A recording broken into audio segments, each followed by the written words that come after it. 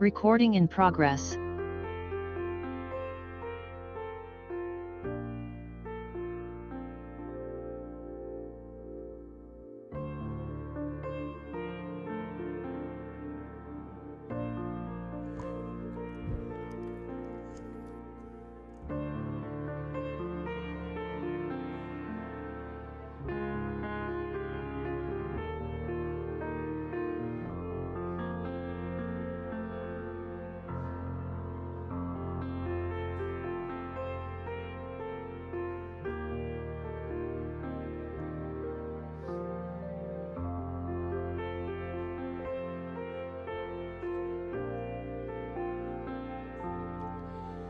Good evening, everybody. This is the regularly scheduled meeting of the Land Use Committee of the City of Newton. Present from the committee at the beginning, I'm the chair, Rick Lipoff. The vice chair is here, Andrea Kelly. And other members are Chris Markowitz and Maria Greenberg and Mark Laredo. Who else? Councilor Wright, who's not on the committee, is here.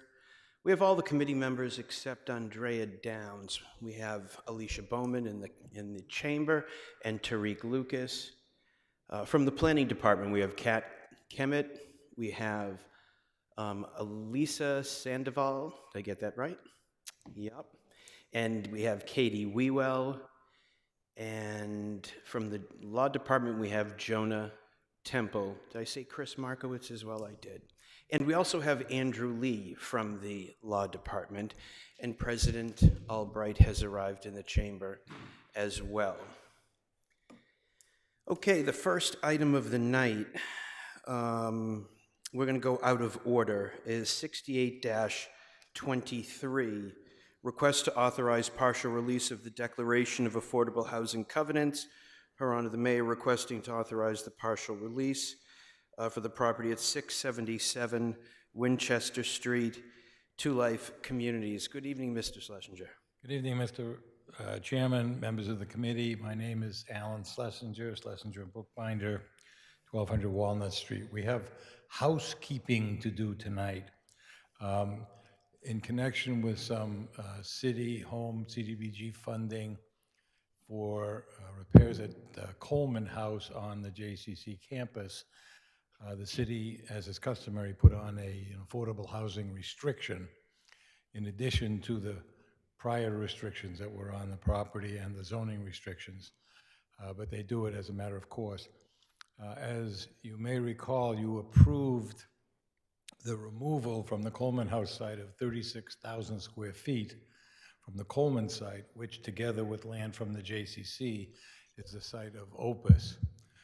And going through the closing requirements, it was determined that that the affordable housing restriction on the Coleman parcel needs to be released only as to that 36,000 square feet to change the land description of the affordable housing covenant. All the covenants stay in place, all 146 units, but we need to get the little parcel of land free and clear. It's like taking off, like removing a mortgage. So the request is to work on that. Mr. Lee has been working with the Title Council on a release document. I think it's prepared. So we would ask that the President assigned this matter to the Land Use Committee, so we would ask if that release could be approved. Thank you very much. Mr. Lee, do you have anything to add to this?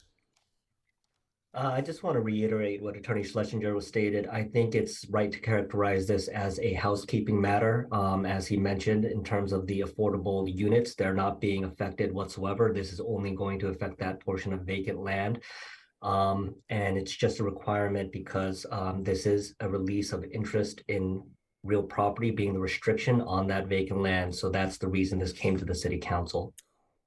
I've also taken the liberty of drafting a draft order that I'm happy to share with council at this time, or I can also just give it to the clerk after the meeting is concluded. I don't know if we need to see this draft order. We do need to vote on it.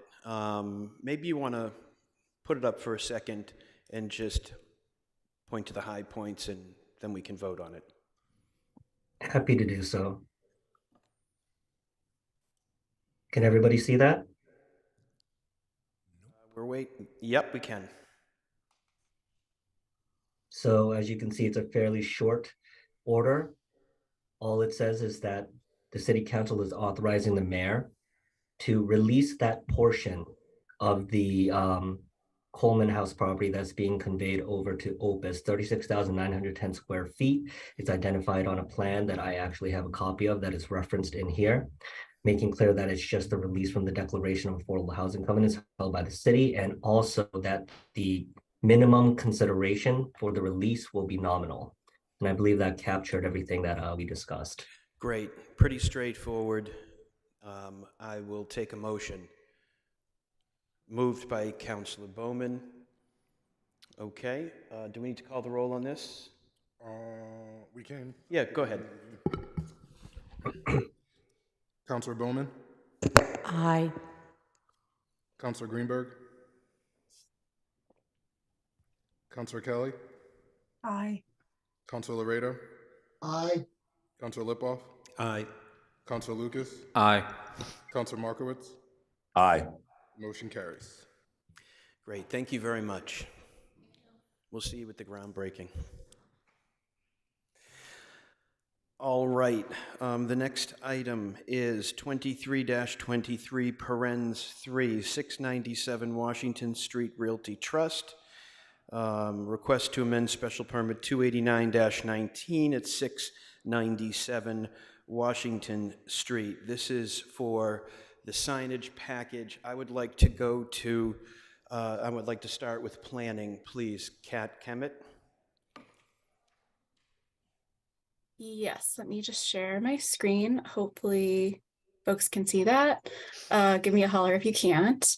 But this is petition 2323, request to amend the special permit for 697 Washington Street. The committee held a public hearing for this item earlier this month and voted in favor of amending the existing special permit on 2 different items. At that time, the petitioner also requested an amendment to remove the referenced sign plan in their special permit. That change did not pass on a vote. The petitioner has since submitted a revised sign plan, which we'll review shortly. By way of a really brief background here, the petitioner previously received approval for several signs from the UDC and a permit to install those signs from inspectional services at City Hall. So there was some miscommunication and confusion between different departments, which contributed to this, unfortunately, because the controlling document is the special permit, including the sign plan. So there were some crossed signals there. Typically, sign plans that only include by right signs are not referenced in a special permit. So we are trying to move away from doing that. But in this special permit, the sign plan is referenced.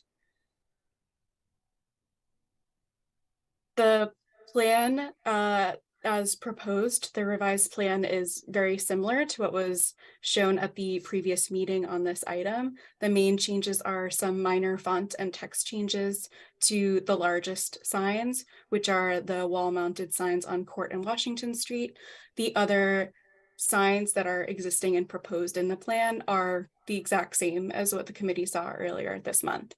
So if the sign reference is removed from their special permit, moving forward, any new signs or replacement of existing signs will be subject to review by the UDC, which is the same process other signs in the city are subject to. So there are a number of existing signs on the site and several new ones proposed. The locations for those are indicated on this site plan. I know the red circles are a little hard to see, but hopefully this gives a general sense of where on the property those signs are or will be. From the left, there is an oval welcome sign. There's a large wall-mounted sign on Washington Street and on Court Street, which we'll talk about in a bit. There are several signs to the right of that indicating parking in the upper and lower lots, some existing signs in the lower lot, and a few new signs in that lower Court Street lot as well. Overall, 22 signs are proposed on the site, including 14 which are already in place. Those existing signs include signs that have QR codes, signs indicating no idling or loitering, things like that. And there are 8 signs which are new or replacing existing signs. So some of the new signs proposed are really wayfinding for parking and the replacement of several signs, including the big sign on Washington Street. So these are the 2 signs in place on the building now. The petitioner is proposing to replace both of these. The one on Washington Street is 59.4 square feet. The one on Court Street is 8 by 3, so it's 24 square feet. And that faces out on the Court Street parking area. This is the sign on Washington Street. On the left is the version that was proposed earlier this month, and the revised version is on the right. So the sign proposed at the previous meeting more prominently features the word cannabis. The version in the revised plan, it's a bit more minimized. The font size is smaller, but the word is still there. The size of the sign itself will remain the same. For Court Street, the petitioner has agreed to remove the word cannabis from the sign in response to feedback from some neighbors and community members. So the sign will now read Garden Remedies Medical and Adult Use, replacing the current sign and the language on the proposed sign previously, which was Garden Remedies Cannabis. The size is the same as the one in place now at 8 feet wide by 3 feet tall. And there will be a separate free parking sign below that, as indicated in the plan, but that is a separate sign. And the other signs in the plan are the same as what was presented earlier this month. That includes the signs in place now, like the QR codes, signs for no smoking, no idling. And there are a few new wayfinding signs proposed, like the one on the right indicating free parking. So moving forward, if the sign reference is removed from the conditions as proposed, the UDC will review this revised sign plan and any other additions or changes moving forward in the sign plan, which is the same process we have for other signs in the city. So that is all I have for now. Thank you. Before I go to Mr. Ross, if he has anything else, I just want to center the committee on what we've learned from the law department regarding this petition, these signs, our rights. As we all know, the UDC reviews these signs, and these signs are actually in size by right. And with all the other petitions, we haven't had control via the special permit for these signs. This was the first dispensary, and we did some things quite different than we did otherwise. We have some guidance now from the law department reminding us of things such as the Cannabis Commission specifically says that we cannot treat the signage any different than we would a liquor store with the word liquor or alcohol in it. We have found, we have the story of how this happened, that because the others didn't come in front of us via special permit, the planning department, the UDC, everybody thought that their work was done here, and they forgot that on this one, we had put it in this special permit. There are several reasons why this committee should not really be taking this up. Now, that being said, this sign package, to me, is much more appealing, I would think, to the people who have a problem with the past signs. The smaller sign has the removal of the word cannabis, and the main sign in the front is redesigned. I would like to do two things here, and they're a little at odds, and I think there's a way we can figure this out, where we can ask for this new sign package and at the same time do what's right and remove, maybe not now, but for the future of this petition, any control over signs. So the UDC does their thing, and this is consistent with the other dispensaries. So my thoughts usually come at the end. I wanted to bring them in the beginning. Mr. Ross. Thank you, Mr. Chair. I agree with much of what you've just said, and I appreciate Kat's presentation. I think she did a great job on that. I think there are two things at play here. One, I think that you've gone substantially far of outlining kind of the legal guidance that you've been given as a city. And I think that was reached, and my assumption is that that was reached somewhat independently through your own research. Separately and apart from that, my client is still trying to appease the people on this committee and those nearby who live, the neighbors, the abutters in particular, to try to get this done, because they're not trying to put the finger in the eye. I think last meeting we were asked, why did we put these signs up knowing that we shouldn't have put the signs up? That never happened.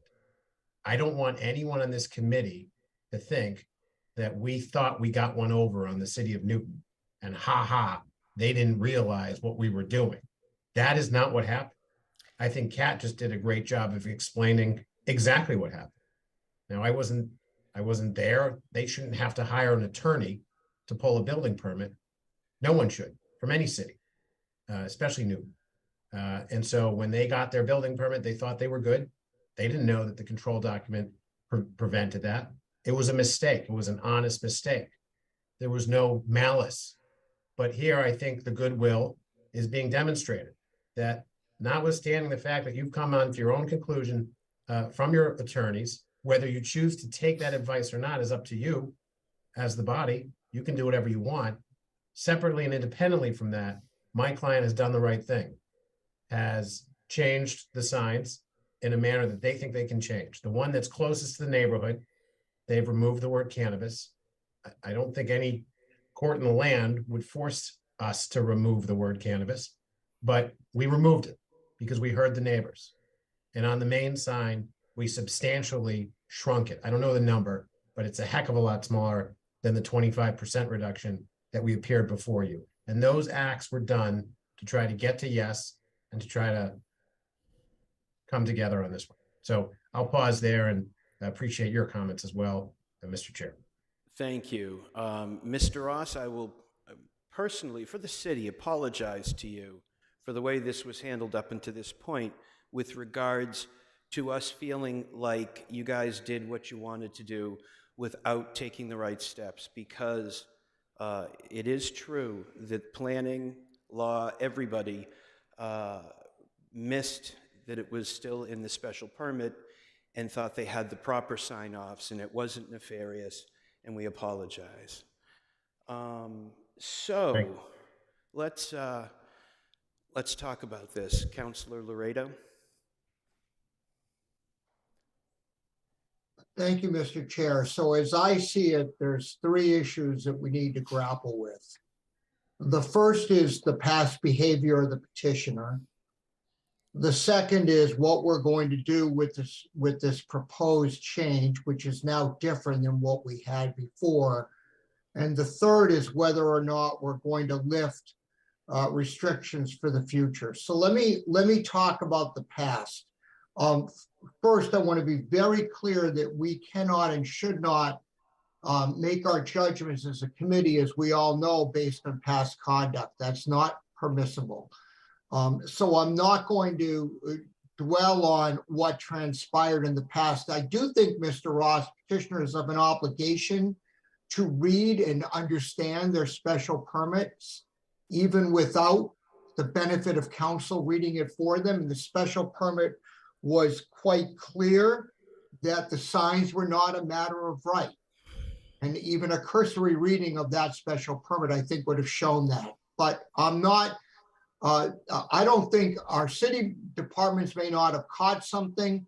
I think this is something the petitioner should have been aware of, but I'm going to take you at your word that your client did not do anything deliberately. And for sake of our discussion, I think we put that in the past. The second is, and I really want to hear from my colleague from Ward 2 on this, is what we do with this current signage, which I do agree with the chair is better. So I'm going to hold off and listen to my colleagues on that one. The third is a going forward issue as to what we do with signs. And we had an email from Ms. Quigley who wrote to us, and I think my colleague, Councilor Wright, forwarded to you, Mr. Chair, just a little while ago, who pointed out that signs for marijuana or cannabis are handled differently than ordinary signs for special permits. And if you look at special permits for marijuana uses, it says we may impose an additional restrictions on signage to mitigate impact on the immediate neighborhood. So signage is in fact, under the statute or ordinance rather, quite an appropriate topic for us to be considering. And I would be adamantly against removing all sign restrictions from the special permit. I think that's part of our purview. This is a highly visible location. I don't think it does this petitioner any harm whatsoever to keep it there. And I'd urge us to keep it there, but I'm going to certainly keep an open mind and listen to my colleagues as to whether we ought to reconsider our prior decision and allow this now revised sign package, which I will point out is different than what was presented to us a couple of weeks ago. Thank you. So you're fine with keeping it here, but not having consistency with the other locations? Because that is a Absolutely, and problem. I'd be, yes, I am, and I'm not sure, in fact, Mr. Chair, that every other location does not have some restriction. I don't think you've checked all the other special permits. We have, and there's two that have some variations. The other ones have none. All right, so we leave it here. I don't think that's any harm to this petitioner. This is a highly visible location on a main street in Newton, which is used for walking, driving, and so forth. I think the restriction, leaving it here is reasonable, and I don't frankly think that's any hardship to this petitioner. I really don't. You know, more importantly, I think for now, Mr. Chair, is what we're going to do with the revised package. And as I said before, I want to listen to my colleagues. Great. Thank you. As for me, there's different ways to go here. I like this new sign package. If we pass this sign package and are done with this tonight, I wouldn't push to take it out of this one. I think it's the right thing to do, but given the openness of this petitioner who could have played it differently after everything came to light, they came forward with a better sign package, and I would encourage everybody to get on board with this. Councilor Lucas. Thank you, Mr. Chair. Are we not going to go to the public, or are we not going to open the public hearing? We still have the public hearing? It was closed. Public hearing is closed. Continue, Councilor right. Lucas. So with regard to the sign package that is in front of us relating to the word cannabis, it's been removed on the east side and it's been shrunk on the Washington Street side. I am okay with it. I think it is a significant improvement of what we saw before. And I think this is what we, going off of memory, what we agreed to in principle back in 2021 when we first heard the sign package. I think a lot of neighbors wanted garden remedies to be the main focus of the sign, and I think the sign package in front of us accomplishes that goal. So the sign in front of us, I am okay with. But Mr. Ross, do you have any dimensions on the letters of the revised sign? didn't have anything for scale. I do not. I have, I can tell you that the signs are exactly the same size. I can tell you that the new fonts and sizes thereof are smaller than what you saw when we appeared previously. There is a cost to doing this and continuing to redesign these signs over and over. And you know, we also were moving quickly to try to get back here in time because we were denied previously. We're trying to put this matter behind us. So unfortunately, I do not have that level of a schematic for you, but I think the sign speaks for itself, as signs sometimes do.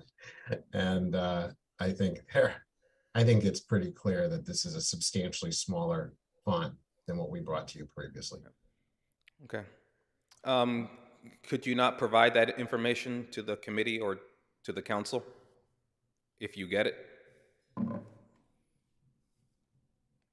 We could provide that for sure. I would hate to. It's not going to. Not tonight. No, not tonight. Okay. In the future, I just want to make sure the sign package that's in front of us today or tonight is the sign, if approved, gets installed up on the building. That's all. Yeah, I will ask. I will ask my client to Okay. get an actual measurement for you. Okay. And oh, sorry. Go on. It'll just be based on what you have tonight. Okay. The other thing is with the sign and ceding control to the UDC, I would be opposed to that. I agree with Councilor Laredo. I think the City Council should maintain control over the signs for this building, and I'll leave it at that. That's fine, thank you. I disagree, but I really am not feeling strongly about fighting that as long as we get the appropriate signs and put this to bed. Anybody else want to speak in the chamber, at home, from the council? We are joined by Councilor Downs, who's a member of the committee, and Councilor Norton is here as well. Okay, somebody want to make a motion? She does. Oh, Mr. Chair, I just wanted to just quickly comment that I do want to associate myself with the comments of Councilor Lucas. I share everyone's interest in putting this matter behind us. I probably would be more comfortable with not having the city council play such a robust role with the signage in marijuana dispensaries, but I don't feel strongly either way. But I think the changes are good. I think it reflects what the community was asking for. So I appreciate making progress and being able to vote this and move beyond it. wonderful. We're in complete agreement, Councilor Norton. I love that. All right. So can we have a motion? So a motion to approve the sign only, and I guess would be a motion to keep control? We don't need to do that. That doesn't need to be in it? Okay. We don't need to do that. Mr. Temple, what's in front of us is what parens 3 is the sign package. Just that? And we don't have to deal with the other piece. We can just vote on that, correct? Nod yes? That's correct. The approved amendment will essentially substitute out the new sign plan for the old sign plan referenced in the board order. There we go. We have a motion to approve by Councilor Lucas. Let's call the roll. Counselor Bowman, Aye. Counselor Downs, Abstain. Counselor Greenberg. She's here. She's right there. Counselor Greenberg, You're muted, Maria. She's not muted. Talk. Counselor She's Greenberg. muted again. We can't. We can't hear you, Maria. Not if you're an aye. Yes. Okay, there we go. All right. Counselor Kelly, Aye. Counselor Laredo, Aye. Counselor Lipoff, Aye. Counselor Lucas, Aye. Counselor Markowitz.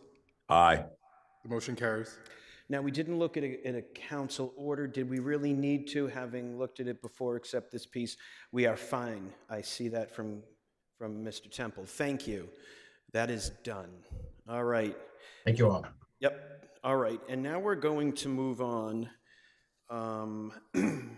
to our 3 items that we are going to be working on tonight. There's no public hearing. Don't think we'd have no public hearing. This is our own work that we're going to be working on standard conditions, trying to clean up and straighten up some things that will make our everyday lives on land use a little easier. And so I'm going to go, I think I'm going to be going to Katie Wewell for each one. We're going to start with 12422, which is Councilors Laredo, Lipoff, Danberg, Grossman, Lucas, Maliki, and Wright. Request for amendment to Section 7.3 Special Permit Review and Zoning Code. And this is in regards to the placement of underground utility service lines for projects above a certain size. So along with that, and how we're going to deal with these 3 tonight in structure, I'll go to Ms. Wewell to talk about an overview and then get into this first one. All right, thank you. I just want to note there is a lot of complex and detailed information in the memo that was issued on Friday. The chair suggested a presentation that highlights sort of the different topics that will be discussed tonight for a clearer and hopefully more visually appealing review instead of reviewing a Word document. For that reason, these slides may be a little text heavy, but I think they capture the information to have a productive discussion. From the city side, the goal of this discussion is to streamline, standardize, and otherwise improve the special permit process. So there's also some topics that have come up several times throughout the year. So those topics such as unit sizes, the applicant's status with the city in terms of tax payments, solar panels, and inclusionary zoning condition flexibility have also been incorporated into tonight's discussion and memo. You will see the conditions are discussed in detail. Attorney Temple and I have been working on identifying thresholds for the conditions that would then be implemented. And we have also attempted to streamline those thresholds so they are a little bit more consistent with each other amongst the special permits. I'd also like to introduce our new planning staff member to the committee, Elisa Sandoval. She is our deputy chief planner, and with Elisa joining the team, we hope to take up the docket items around NewGov at a later date. That is the primary focus of the deputy chief planner role, and we look forward to that discussion as well. So I will kick it off with this group of slides. Excellent, thank you, and welcome, Elisa. Oops, hold on. Okay. So I did say it was text heavy. So I have 124-22, the undergrounding of utilities, the docket item right there. So condition 8, which was an attachment in the special permit in the memo for these docket items, requires all undergrounding all utility lines from the street to the project. It does not intend to capture utility poles. Condition 13 is intended to include undergrounding of utilities as well as poles along the project's frontage. The condition reads, as the petitioner shall make best efforts to diligently obtain all necessary utility, private party, and municipal approvals to relocate all overhead utility service lines along the project's frontage. If the approvals are received, the petitioner shall relocate the utility service lines at its own expense as soon as practically feasible, and in no event later than the issuance of the last temporary residential unit occupancy in the project. So some challenges with this condition are that city staff, DPW and planning have expressed concerns as experienced throughout a project sort of life cycle, has shown efforts to underground utilities to be difficult and particularly to coordinate with utility companies. It's time consuming and it's also very costly. The cost and ability to underground utilities also varies depending upon the utilities along the frontage and the length of the project's frontage. So for these reasons, we are hoping to have additional discussion and analysis of the feasibility prior to determining a specific threshold. So we are looking for direction from the committee as to when this condition should be included in special permits. Thank you. Okay, everybody. Councilor Bowman. Thank you very much. I can appreciate that there are many times when this is put forward and it becomes an issue. I guess one of the things that maybe we could consider is in the case where it's determined on the best efforts that they're unable to do this, we could require them to at least put down the conduit, because that would be the empty piping that would make it more feasible in the future. It might be that a single property is unable to do it, but maybe they have a property next door to them that gets redeveloped, and they could work together to underground, a series of them. If the pipe is already there, like under the sidewalk, it's very inexpensive. My understanding of that is it's very inexpensive to put the conduit in when you're redeveloping, and then it would be there to be that infrastructure that would ease the undergrounding later. An interesting thought. I'd want to hear from engineering about that, but that's an interesting thought. The interesting thing about what we're dealing with is, you go down to Florida where they're creating new towns. So easy to do your utilities underground when we're dealing with an existing built-out city, and you've got, I'm watching on Northland. They're using their best efforts to do what they can to underground, but there are sometimes properties that stick out in between their properties, and they have to go and say, well, you want to do this. If one person says no, it screws the whole thing up. It's so much more complicated when you're in an existing older city. And what we're looking for tonight is really some ideas for planning for thresholds, and to say, hey, if you're doing more than the units allow by right, maybe that's the trigger. Maybe it's above 6. Sounds random, but I think if we put our heads together, we can give them some guidance. Councilor, President Albright. So I have to start by saying that I've been chasing this goal for about 18 years. It's a long time.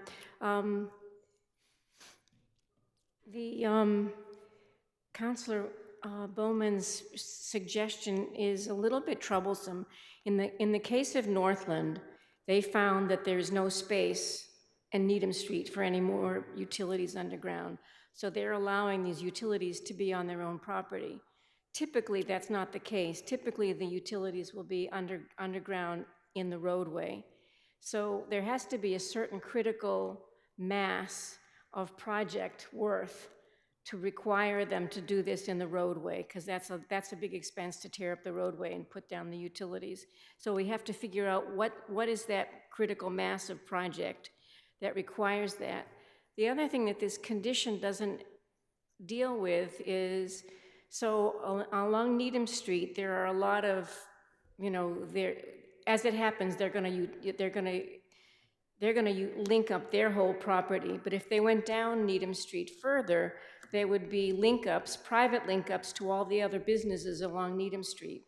And who's gonna pay for that? Who's gonna require that the other private utilities, businesses along Needham Street get linked up to that? Well, we can't do that, and that's not part of this. We can't do that. Right. So it has to be the right project that is very specific to that area and doesn't involve other businesses that would require other businesses to also spend money.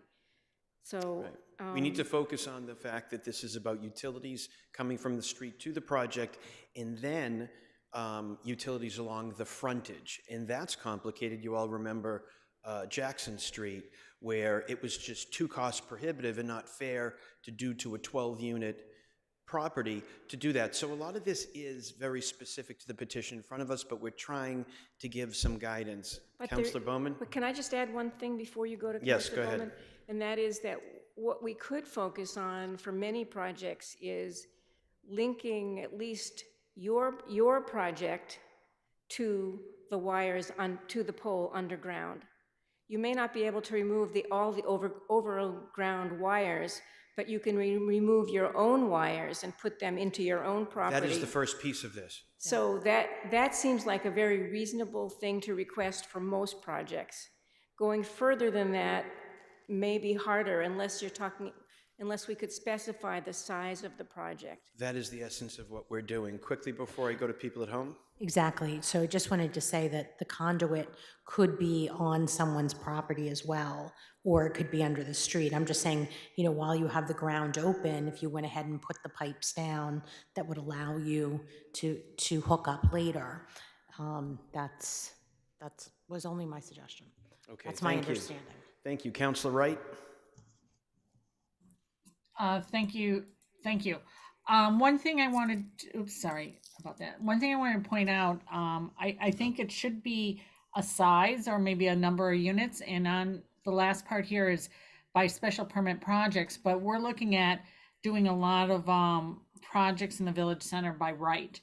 So that it shouldn't be just special permits, and maybe it should be controlled by the lot size or the number of units. I'd like to ask planning, the language that we're working on in these rules that you go by here, is this only for the special permit process, or does this apply to by right? Yeah, so anything discussed tonight is a condition of a special permit. So I'm not aware of other city ordinances that may sort of play into this, but for tonight, we are talking about conditions we put, or the committee puts on special permits. That's what I thought. I just wanted to get it straight from your mouth there. Okay, Councilor Wright, we can't take it further than our special permit process tonight, okay? So why can't we take it further than a special permit? Just because it wasn't mentioned in here? It's that's not in our purview.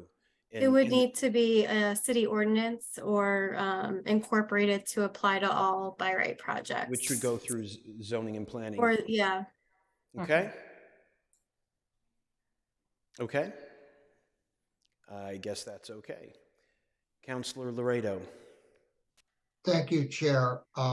So it seems to me a number of things. One, there's a difference between requiring utilities from the street to the project to be undergrounded. I think we've done that now fairly routinely as a matter of course, and I don't think there's been much complaint about it. In fact, if you're going to do anything more than a single unit house, it's probably makes sense and it adds value, I would think, to make the house look more aesthetic.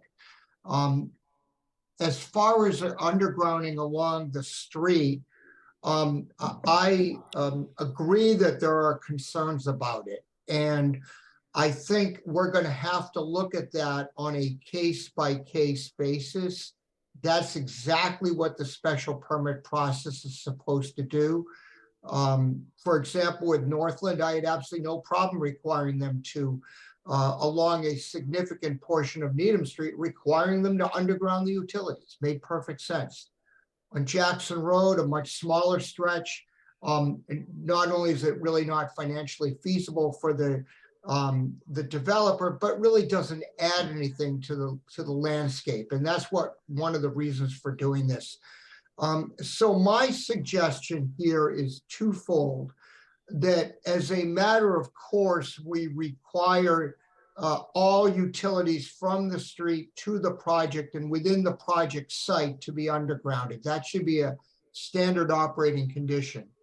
And then for the others, that we leave it in as essentially language that we can consider on a case-by-case basis, probably for any project of more than 3 or 4 units, recognizing that it's highly unlikely that we would do it or want to do it for those kinds of small projects. But I see no harm in having the draft language, and then as we're going through a council order, simply saying, do we put this in here or not? And that's a simple yes or no. And And I think we could do that very expeditiously. In terms of zoning and planning, I realize that's not within our purview tonight, but I would urge my colleagues on the Zoning and Planning Committee to be thinking long and hard about this, particularly if you're moving towards allowing much more to be done by right in the village centers. If we're going to beautify our village centers, one way to do that is to get rid of all the utility poles. And I'll just, final word, maybe we on the council are rather nerdy, but at least I tend to look up and actually see what's on our poles. And it's somewhat astounding as to how much is on there. And I would expect with future electrification efforts, future cable and all that, we're going to see our poles more and more and more utilized. And that creates, in my mind, visual blight in the city, and also removes opportunities for trees along our streets. So I just put that out there to my colleagues as something to be thinking about as to how you deal with it on a by right project. And admittedly, I think that's very difficult. Thank you. Thank you, Councilor Laredo. It's so hard to say Councilor Laredo. Councilor Temple. Councilor. He is a counselor in some ways. Jonah Temple. Mr. Temple. Thank you. I just wanted to follow up on Councilor Laredo's point about Condition 8 becoming a standard condition and in slightly a different form as we've been using it. I think we could still use a little bit more guidance or discussion from the committee as to, is it going to be in all special permits across the board, or special permits where there's only new construction of a new building, or an addition over a certain percentage? I think we've kind of been inconsistent recently in when we include this condition and when we don't. Okay. May I respond, Mr. Chair? Go ahead. I think that's a fair point, Mr. Temple. I personally do not think we ought to burden any homeowner with having to do this unless they are pretty much gutting or close to gutting the house. In that case, I think it's a very fair condition, but somebody putting on a large addition in the back, for example, I don't think should have to start undergrounding their wiring in the front.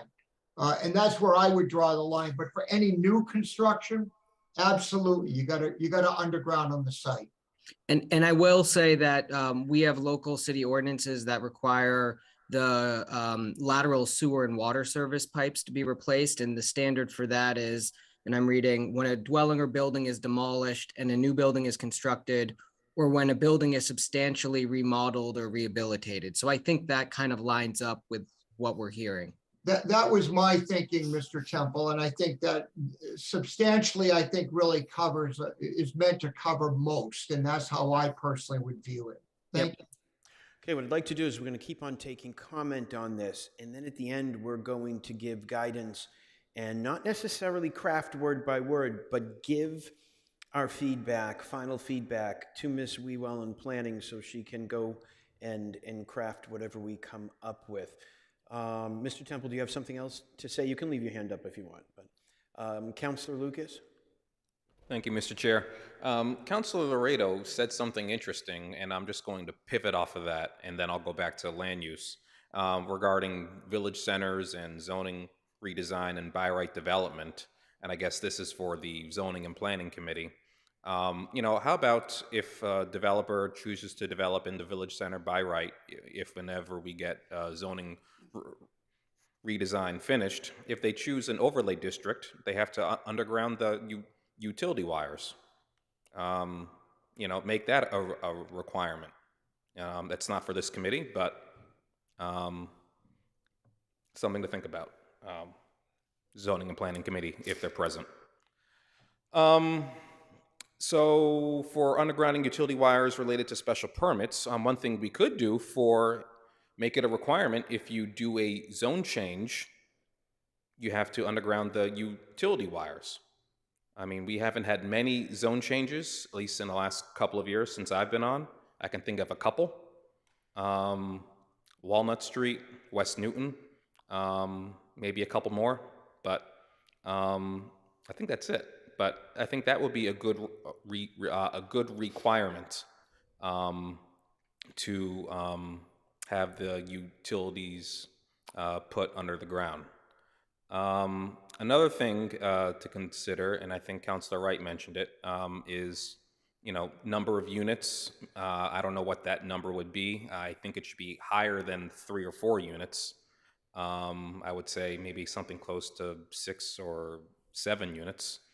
A density requirement. I don't know how we would measure density. I guess FAR potentially.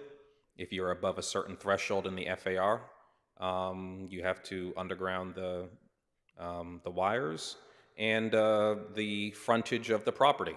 And, how much space is a property taking up? Just a couple of things to think about. I don't have the exact units of measurement for those latter 3, but that's where I'm at right now. So, Okay, thank you. That seems reasonable. I'm on the same page with you when it comes to number of units. For some reason, that 6 that triggers affordability. Above that,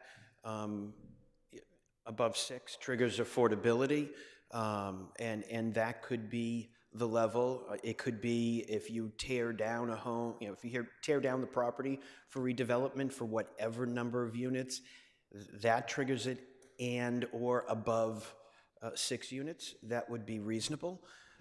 Go ahead. But just that if you tear down a home, you could also build it by right. So if you tear down a home and build something If new. they're coming in front of, we're talking about special permits Okay. tonight, okay? All right. Yeah, that's it. All right, thank you. Thank you, Councilor Kelly. Thank you. When I raised my hand, none of these points had really been made, but because Jonah Temple asked for our input, I'll just quickly say that I agree that for new and substantial development, this would be a reasonable time for us to consider requiring undergrounding utilities. I too agree. Originally it was Councilor Wright and now Councilor Lucas talked about it, and Councilor Whitloff. I think that the number of units, and I don't have the right answer, maybe it is 6+. Maybe it depends on the project. And I think the idea of when someone is asking for a zone change is a very interesting idea. We have had that come up just a week or 2 ago in West Newton, and that might be a time for us to consider requiring undergrounding utilities. So thank you. Thank you. And remember, we have undergrounding from the street to the project, and then we have along the frontage. I think Councilor Laredo spoke to that in the sense that we need more flexibility when it's along the frontage. Did you not, Councilor Laredo? I did, Mr. Chair. I really don't think we need a whole lot of flexibility with going to the property from the street. Right, I agree. Albeit new construction or something different, but along the frontage, I just think it's a case-by-case basis, which is exactly why you have special permits. So you can do things on a case-by-case basis and be fair and just. I'm in complete agreement. I was referencing what you said, and I agree with that, and just reminding people that we have 2 things we're talking about here: to the property and then along the frontage. So I'm in total agreement with that. Councilor Markowitz. Thank you, Mr. Chair. Pretty interesting conversation. I didn't think that we would be getting to the point of trying to actually write spec here. And with respect to spec, I think we got to be careful not, you could actually look back historically and say, a lot of times what we get in terms of something like undergrounding utilities is kind of a deal. One of the things that happens in special permits, probably one of the things that we say enables us to make projects better. But I do think we have to be consistent. And I think I'm with Councilor Laredo and a few others, maybe Councilor Lucas, maybe you. I think a lot of people said it. I'd like to capture as much as possible here. When you think about the kind of the landscape, the urban scape, if we have just relying on the fact that this is invoked by special permit, which of course isn't that frequent in relative to total projects. If you think of that and you think of the variability of even within the special permit itself, you're going to have this dotted all over the city. So I don't know that it's actually going to have a consistent form unless we do something like attach it to an overlay district, which I think actually makes a lot of sense. I think there's a lot of opportunity. I mean, we have this thing called design standards, I think, in the and the overlay districts that I actually haven't looked at recently. I don't know how those have evolved, but I know there was some talk about even using them as part of the criteria, even for by right permitting there. So I think there's an opportunity in the overlay district to promote it there, because then you would get some kind of concentration, some kind of density, even if it was, even if it winds up being in a by right situation there. I also want to say, I like Councilor Bowman's idea of, because you can't always predict the future. I give you an example. A lot of people have done this. When I had a new garage built a few years ago, I didn't have EV chargers put in, but I had the conduit put in. All I need to do now is slap the, the charger in there. And I think depending on, to Councilor Albright's points, it's not that simple once you get underground, but to the extent that we can encourage even that behavior, maybe by making it broader, because it is less expensive in some cases and it is subject to feasibility, I think encouraging that actually is a good idea. I wouldn't miss the opportunity if there's construction. If they're digging holes, I think there's an opportunity to pull stuff through there, and I think we should look at it. I'll stop there, but this is a good conversation. It'll just be interesting to see if we can act. I don't think we want to write code on this, though, the way we have in some of our ordinances with too many criteria, because it'll just get too gnarly for us. We need to keep something that's consistent. I don't know where that line is exactly, but that's the first thing I think of is uncomplicated would be good. Thanks. All set. Thank you. Putting the conduit under is, in my estimation, being in the business, it's not that easy to make a blanket rule because not every project is going to have the sidewalks completely redone in front of them. It's not always going to be tearing the street up and the sidewalks. It takes a Northland to do those kind of things and some bigger ones. So I think what we do is it's a decent idea to have planning take and have a discussion with the building department and ISD to see if it's reasonable. Remember, everybody, these are our standard conditions, our rules that planning uses in crafting our special permits. This is not ordinance work. We can amend these and add to them at any time pretty easily. So we'll keep on moving, get done what we can, and we'll get an answer on the undergrounding. Okay, but my head's already spinning on what the problems would be. Well, that makes sense to me. And I think it's an interesting idea, but yeah, there would have to be, the thing is, I can't see this happening without some level of judgment, given the fact that we don't have anything like one size fits all opportunities here. So that's my point. Yeah. No matter what we do, you're still going to have to rely on that. And again, if it's within the context of a special permit, you have the ability then to be reasonable and evaluate the ad hoc situation, right? Yep. Thanks. Okay, Councilor Downs.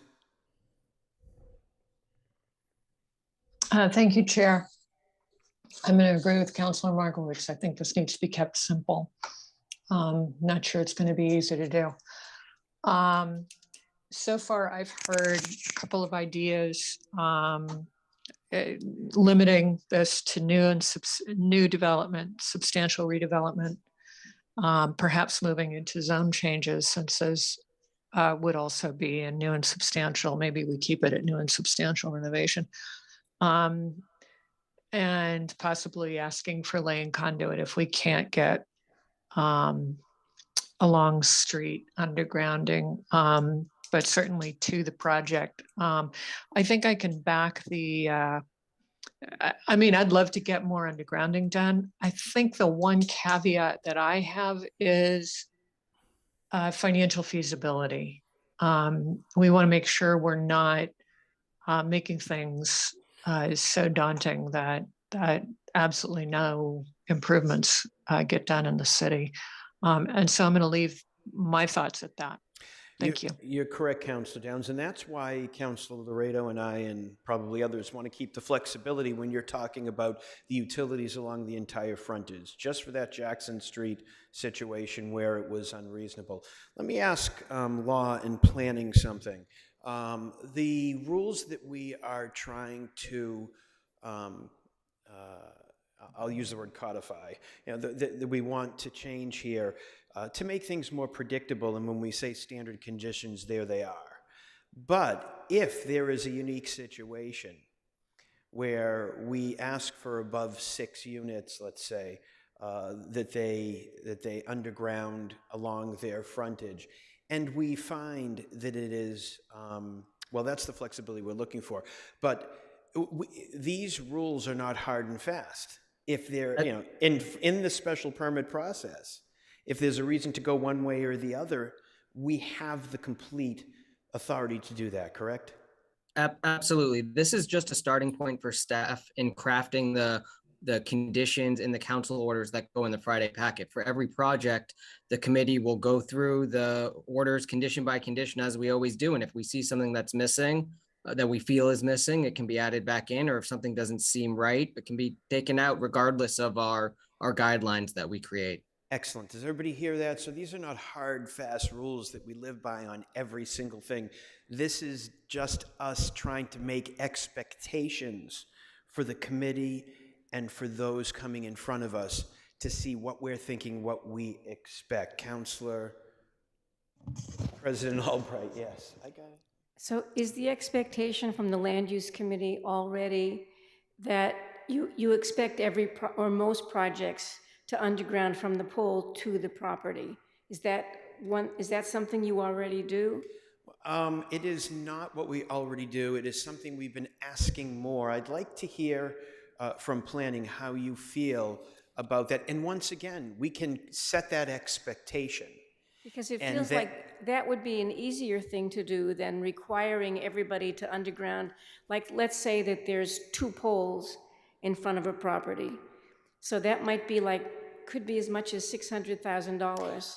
That we understand that. That's why we're looking for the flexibility. There's 2 parts, one's straight and one's along the frontage. Yeah, it feels like the other one is easier to require than... Exactly, and if we require people to do it, but for some reason, and there's always an exception, that they say they can't and it's reasonable, we'll let that go. But we want to try to set our expectations generally. Does that make sense? Okay. Who else? Anybody else? Yeah, you know, with your background, Councilor Greenberg, your yellow hand disappears. Go ahead. Oh, I see that. Okay, I'll change that. No, don't worry about it. Go ahead. All right. Thank you, Mr. Chair. I just want to agree with what's been said, that we should take this as a case on a case-by-case basis. And that I want to make sure that we include commercial special permit projects such as biolabs in this, and not just residential projects over 6 units, that we make sure that large commercial projects get included. Thank you. Mr. Temple, when we're doing this, these rules apply to all types of real estate, correct? Or do we have to specify? They certainly can. I'm not sure about our history in including this condition on commercial properties. I think we have, but from the consensus that I'm hearing from the committee is if we use a standard of new build or substantial reconstruction, we can certainly apply that across the board to commercial and residential as a starting point. And I think for us as staff, and Katie, you can chime in too, I think that's enough guidance for us on this issue. And as to the undergrounding of the frontage, we're comfortable just doing that on a case-by-case basis, and it rarely comes up unless we're talking about a 100+ unit project anyway. So when those come up, we'll raise the issue. Fantastic. So we don't literally have to craft, as we started the night with. They've got a lot of information from what we've given them, and they can go back and craft out of what we've said. It'll be another meeting in the future when you bring back actual language, and maybe we'll say, great, we're done, or maybe we'll tweak it a little bit, but you get where we're going, correct, Mr. Temple? Correct. And this is one where we already have pretty good standard language. It was more about when to apply it, and I think we got that answered. Fantastic. Thank you. Okay, let's move on. Do we need to hold that item? Do we? We don't want NAN it. We're going to hold. Do we need a hold? I think we should hold it. Motion to hold 12422 by Councilor Lucas. All in favor, say aye. Aye. Aye. Opposed, abstained. It is held. We're going to take the next 2 together because they overlap with the landscaping piece, 36-22 and 7-23. The first one is review and analysis with city departments regarding standard language and permit and permit council orders. And the focus on this one is regarding undergrounding utilities. We've already done that. Bicycle storage, construction hours, construction rules, vibration, rodent control, electrification, landscaping. And the next one, and I think we add Councilor Markowitz's name to these if it's not already here because he's added his name.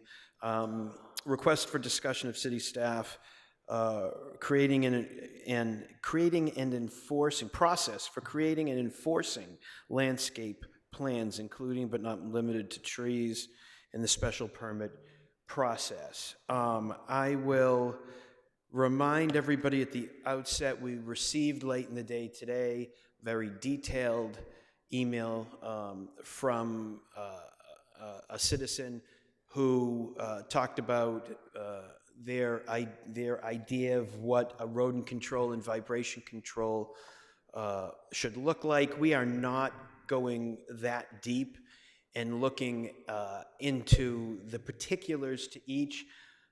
We have actually redid those and added them in the past few years. And I'm not even looking at what that ordinance and how detailed it is. I leave that to ISD and the law department. So when we're talking about rodent control vibrations, we're talking about, once again, the threshold. When should they be part of our special permits? When should they be triggered? And not going into the details of what a rodent control plan looks like or a vibration plan. That is not our purview tonight and really isn't our deal. Okay, so Katie Wewell, Miss Wewell. All right.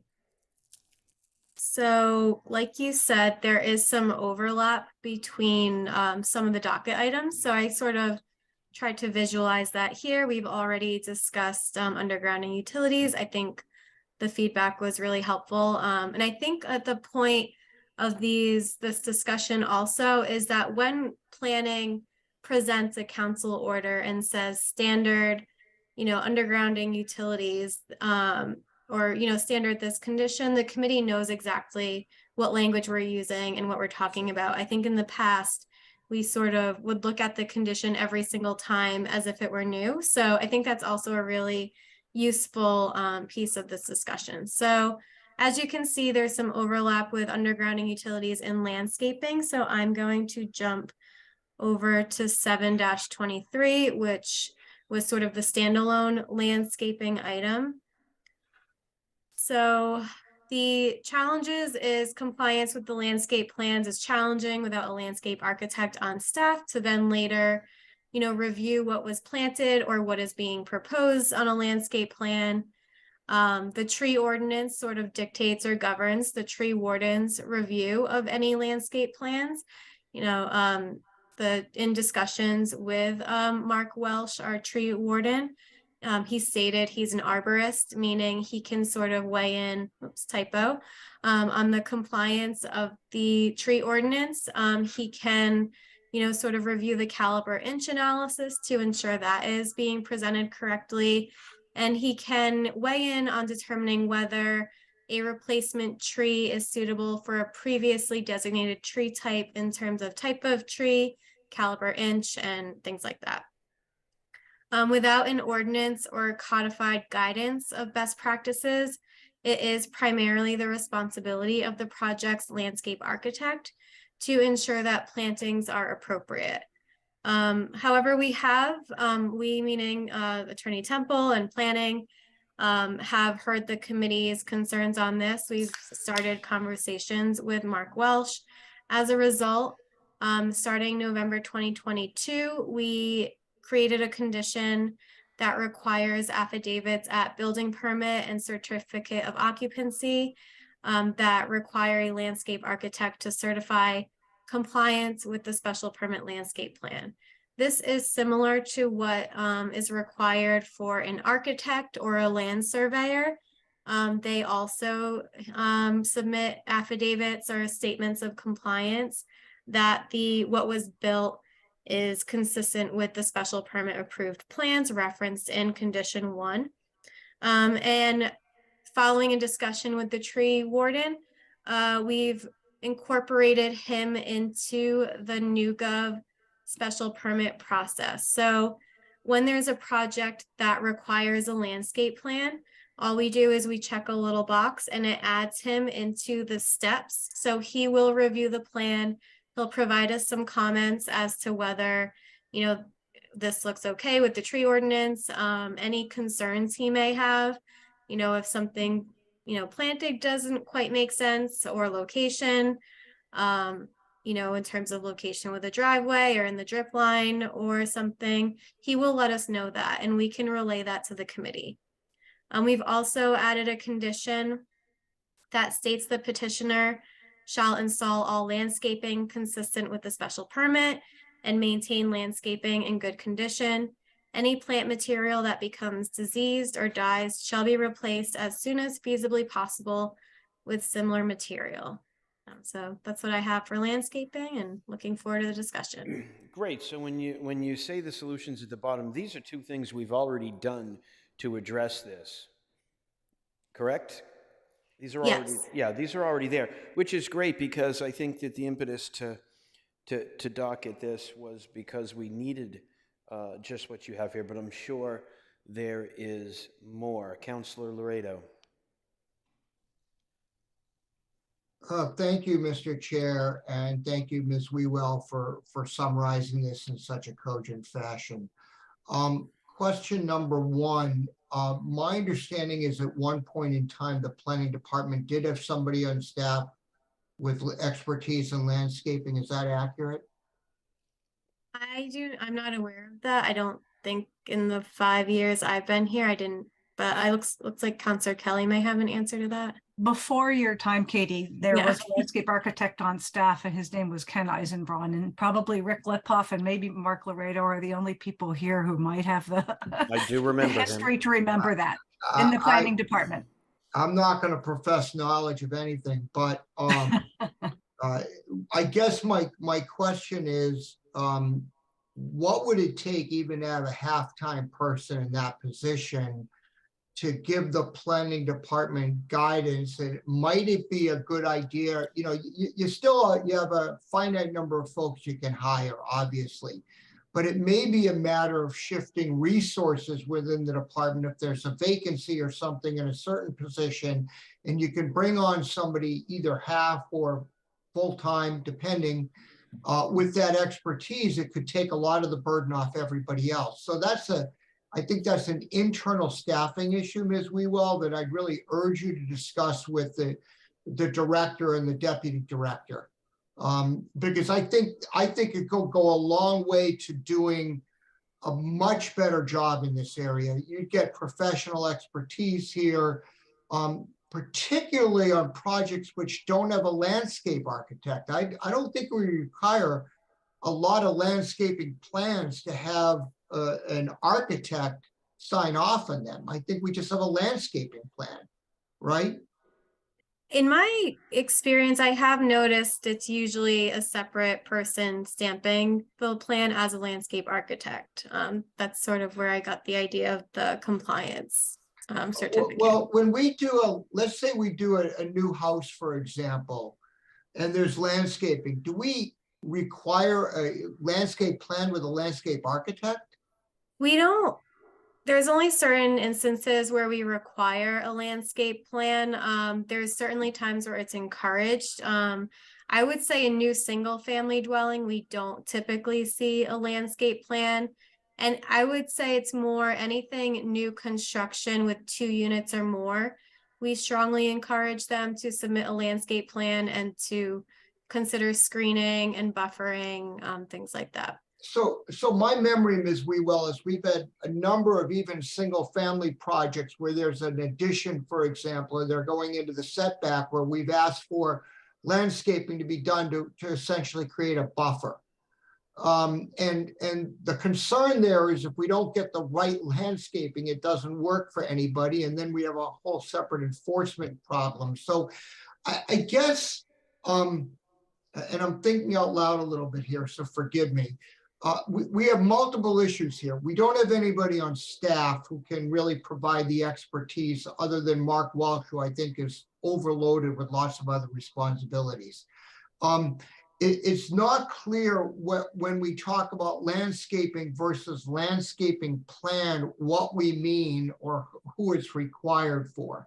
And I think perhaps if you and others could give some thought to that, that would help both you and us as we think about what we put in a council order to make it both workable and enforceable. The affidavit of a landscape architect, I think is helpful. But again, it's only when we have a defined landscape plan that we're asking for. So I think we have a gap here. And then, of course, it goes, the follow-up is what we're doing to enforce things. And I don't know, Mr. Chair, if you want to take that up tonight or not, but that's critical, especially with things like landscaping, whereas if you don't get a complaint from a neighbor, it goes undone. I don't know, Mr. Chair, what your thoughts are on discussing that this evening. Well, I think that's fair game. If you look at the, you look at the January 23, the tree warden is built into the special permit process to review.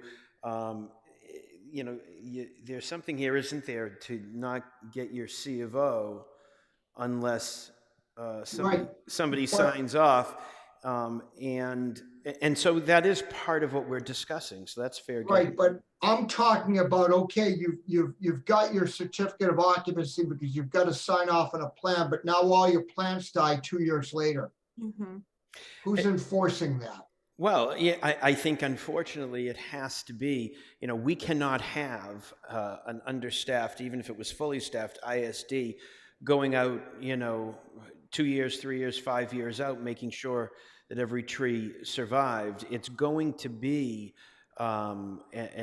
much of what we do in the city often is, it's going to be complaint driven if something does not look right to the neighbor or the neighborhood so drastically as was the case on Newtonville Ave.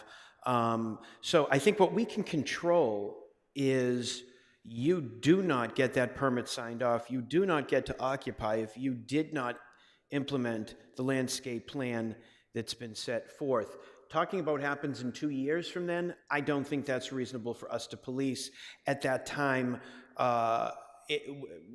Complaint driven, but I don't see, you would have to be reviewing annually to see if trees died on every permit that we give in the city. I don't think that's. I don't agree with that necessarily, Mr. Chair. I think if you did some kind of spot audit or spot review, even of 1/20th of all the special permits that have been issued, you would at least it's just like the IRS coming in and saying they're going to audit. If nobody thinks they're going to audit, you got a lot more people who will figure out that maybe they don't need to comply. If they know that there's a likelihood of an audit, that ensures compliance. So, you're recommending a sampling review. Absolutely, annually. I would never. Well, that's very different. You go out and look at every special permit. That's impractical. But even something that lets residents and businesses know that we mean business. It's just a way of gently encouraging people to do the right thing. I'll leave it at that. Yeah, maybe I missed that. I apologize if I missed you saying a sampling and not every permit. Okay, thank you. Okay, yep. Councillor Kelly. Thank you. I believe that this came up a lot as a result of the Newtonville Ave project, but there are a couple of things I'd like to just point out for us to be thinking about on this. I appreciate sort of the clarity of the presentation and the bullets, but under the solutions, I will say that typically in a landscape plan, plants are only guaranteed for a year. Like in any commercial or residential project, I don't know how many contractors are going to be willing to put in, or developers are going to be willing to put in plants that are going to have to be replaced if they're diseased or died at any point in the future. That to me is, there probably needs to be a time limit to that. And I think 2 years is honestly unreasonable and not typical best practices. And I understand the point about having like a stamp drawing, but that, we talk a lot about fairness to petitioners, especially the smaller ones, smaller residential ones. That is something that I think might be too high a bar to ask a project to submit a landscape plan with a registered licensed landscape architect to stamp the plan. I agree, I understand where these conditions or these solutions are coming from, but I think they could take a little bit more thought. I love Councilor Laredo's idea, and I've mentioned it to various mayors and planning directors over the years to have someone with landscape architecture experience in the planning department. It doesn't have to be a full-time landscape architect. It could be a planner or a site planner with landscape expertise. I think it would help a lot because as we're all learning over time, plants are not just about whether you like a pink or a yellow flower, but we're talking about environmental sustainability here. We're talking about how this fits in with our climate action goals, and having someone on staff who understands this. And kudos to Mark Welch, but it's more than just the trees. It's also shrubs and plants and ground cover. And how much are we encouraging grass versus other ground cover? I think many people on this call probably know of my disdain for screening with arborvitae, but are we just looking for screening and buffer? Are we looking for substantial trees within the site? Things like that. A landscape architect would really help with that. I don't know. I appreciate Councilor Laredo putting the pitch in for say Jen Kyra and Barney Heath to be thinking about that when they're doing hiring. But those are all some of the important considerations. And as we saw with Newtonville Ave, and we see on many projects, not just about landscaping, enforcement and oversight down the road is really important. I think that's going to drive a lot of our conversations in the future. Like who is doing the review, the oversight, and the enforcement of a lot of things. But knowing we have a lot more to talk about, I'll stop here with that. Thank you. We'd all love to have a part-time or a half-time or a full-time. There's a reason why Mr. Eisenbraun went by the wayside is because, budgets are tight. We're going for an override right now. We can, as a committee, put together a letter to the mayor urging to have somebody with landscape design to be added to to the planning department. I think we'd all love that, and even then some, and a few more people added to ISD. We all understand, being elected officials, how difficult it is to bring back a full-time employee when it's been taken away. Is this a great idea? Yes. It's for discussion with the executive branch. I'm willing to have it, but we'll end that one there. Councilor Leary. Thank you very much, Mr. Chair. I'm really glad that we're having this discussion. I think it's been a great conversation. I like Councilor Laredo's idea about a sampling review. A couple of things. My comments are going to be generally around larger special projects, particularly my experience with the Newtonville storage facility. A couple of things. All the comments that previous councilors have made have been good ones. I do think there needs to be really good coordination and communication between the land use committee in terms of what we're promising neighbors and what is possible for the site and what type of plantings are appropriate. I also, in this particular site where there were quite a few protected larger trees, I think one failure was that those trees were not protected enough, and a number of them died. They were hit by equipment. They weren't, their roots weren't carefully protected. They were driving over the roots and under the drip line, and that was part of the problem. They did not have irrigation set up in a timely fashion. And as you know, our summers are getting hotter and drier. So I think these are things that we have to think about as well. Protection of existing trees, if that's a part of the project. Particularly in Ward 1, we have quite a bit of manufacturing that abuts residential. So larger projects, we need to be, I think, much more careful about how we can best mitigate issues with neighbors. In this particular case, we wanted to plant larger trees that would screen the taller building, particularly as for the neighbors that lived up the hill. I think most people are familiar with the site. So I think there just needs to be a little bit more specifics in the solutions, but I think those 3 solutions are a really good start. And I just will mention that the staffing issues are a problem. It's really been hitting me recently, both with local redevelopments and knockdowns. And that's something I think we could discuss during budget, but I'm seeing more and more how hard our staff work, how much work they have. And it's really challenging for us to do follow-up and enforcement. And that will be another discussion, but thank you for the opportunity. Absolutely. Thank you for your comments, Councillor Leary.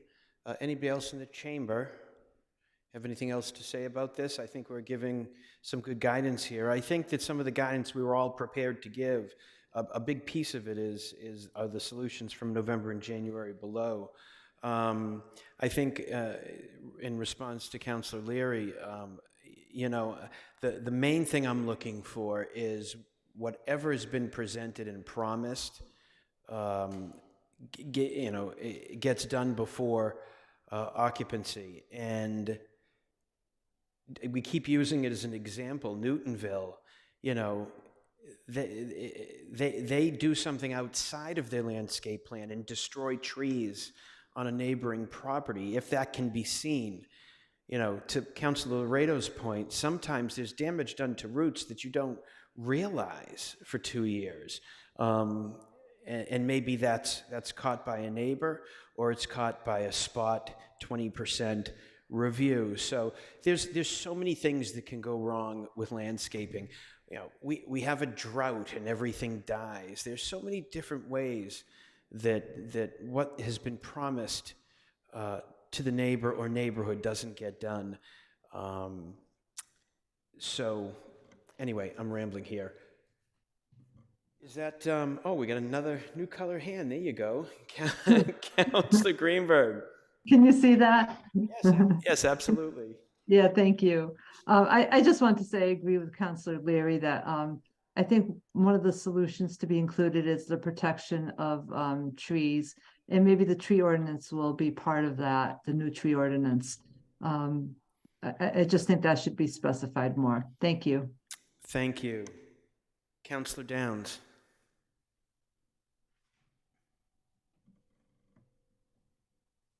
Thank you. So yeah, I think the spot audit and perhaps a landscape architect, is definitely a good one for the wish list.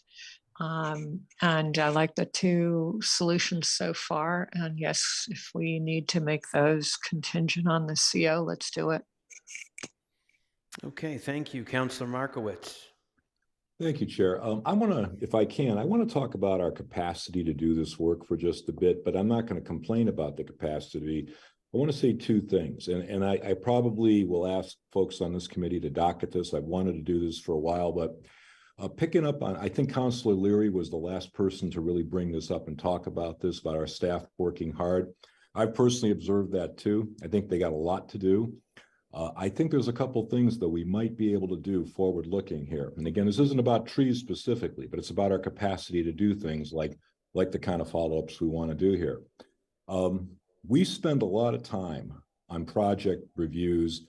I mean, our city staff do, our utilities people, our ISD people, our planning people, our DPW people, all kinds of different people. The bigger the project, the more complex it gets, the more that those folks are actually spending a lot of different hours. It's discontinuous. They work on it for a few hours here, they work on it for a few hours. And for the projects that become difficult for whatever reason, they can actually spend time that I think, here's the point of my discussion. I think the time they're spending, the city is investing, is far outstrips what we're recovering in permit fees. And we're running a business here effectively. We should recover our people's time. I'm not talking about being unreasonable or petty, but I'm saying we really should look at how much time we spend on following up enforcement and supporting the process of special permits and maybe beyond special permits, and looking at, implementing changes to our fees so that we can recover those costs. And that in turn would help us sustain our capacity and perhaps increase our capacity over time. I also think, so I'm done with the financial part of this. I want to talk about the process side of this. I think with things like OpenGov, although it's not the major piece of something like this, it helps the workflow along.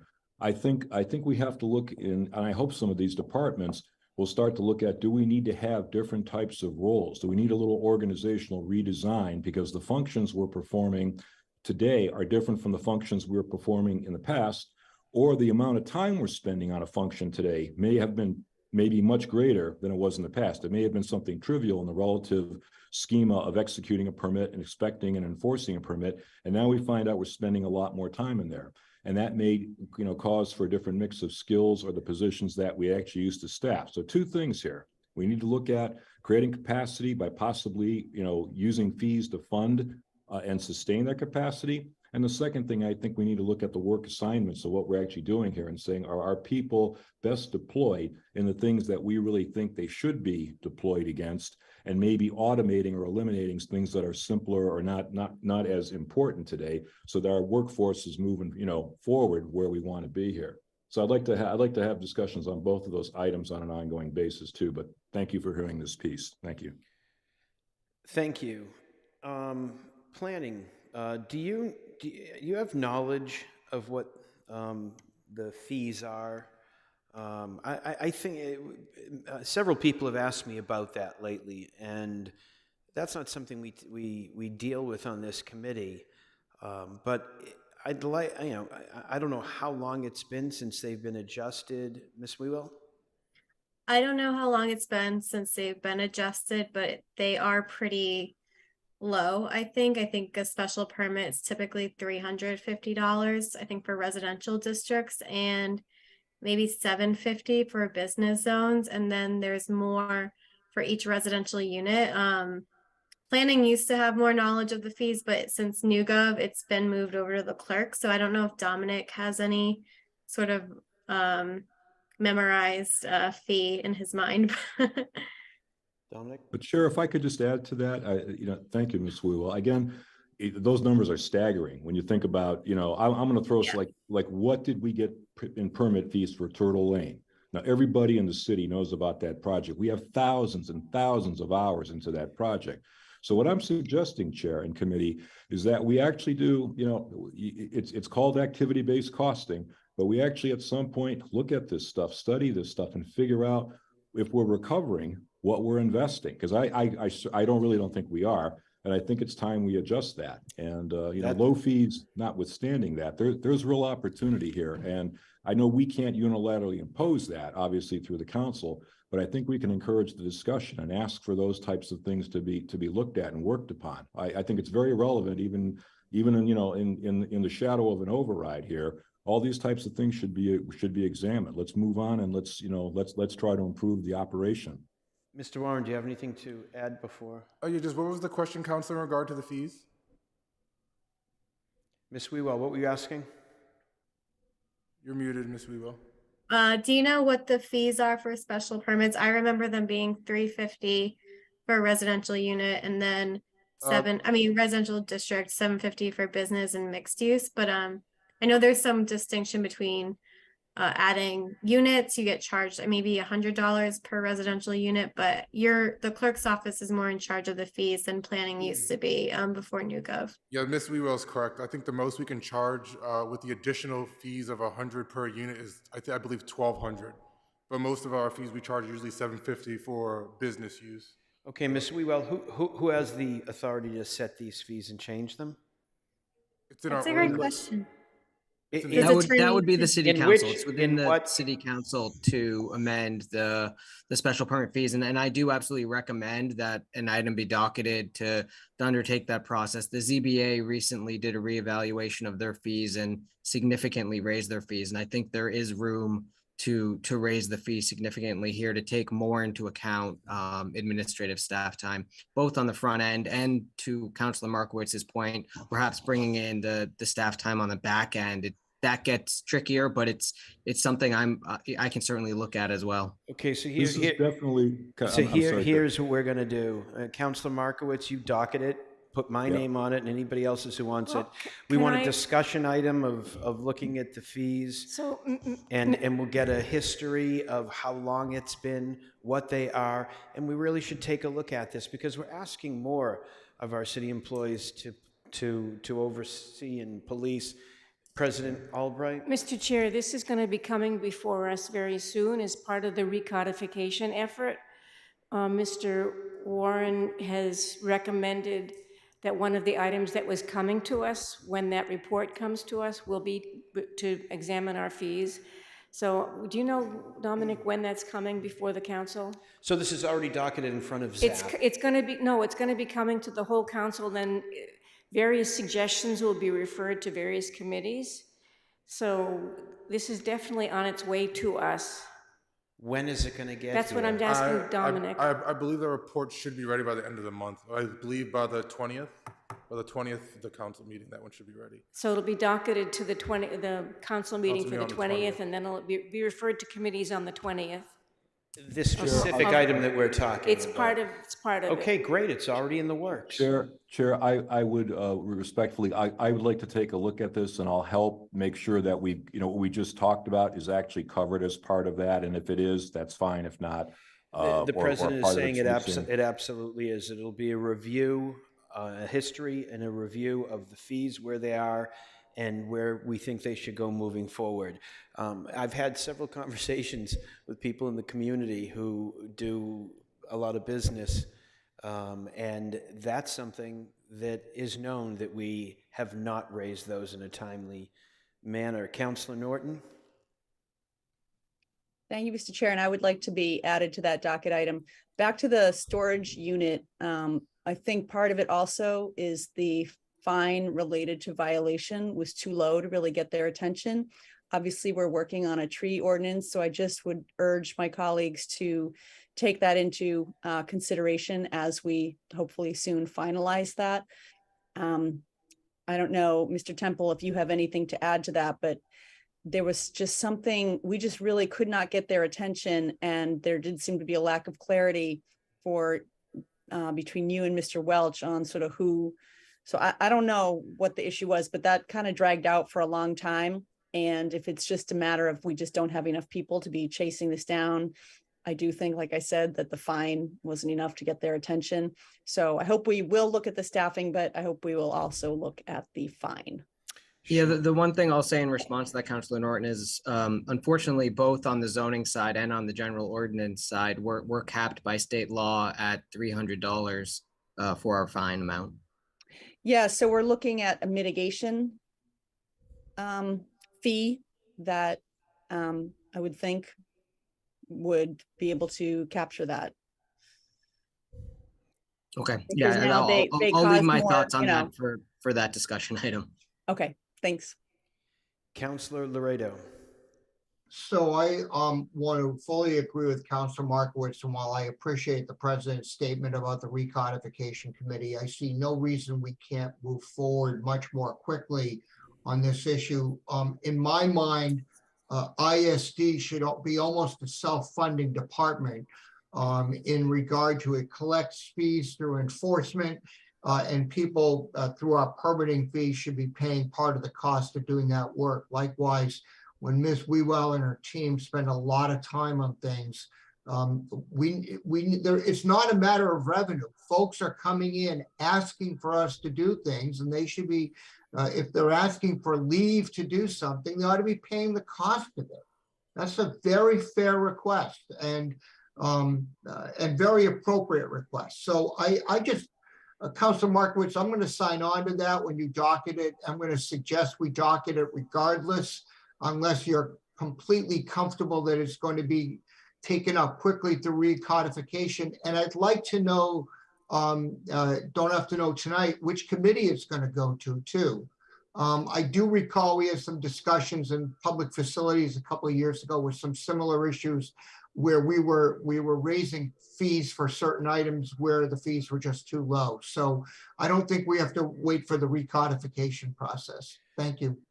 President Albright, did you say that that's coming within a Yes, month's time? Councilors Baker and Wright are the recodification committee.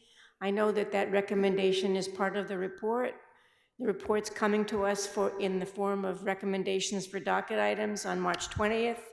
It's up to you whatever anybody else wants to do. It's less than a month away, Council Markowitz. I do not see the need for us to double up here. It's coming in 20-something days, and it will be given Chair, to a I will, committee. with all respect, I intend to docket it, and I will say some. I don't hear this from President Albright, and through the chair back to her.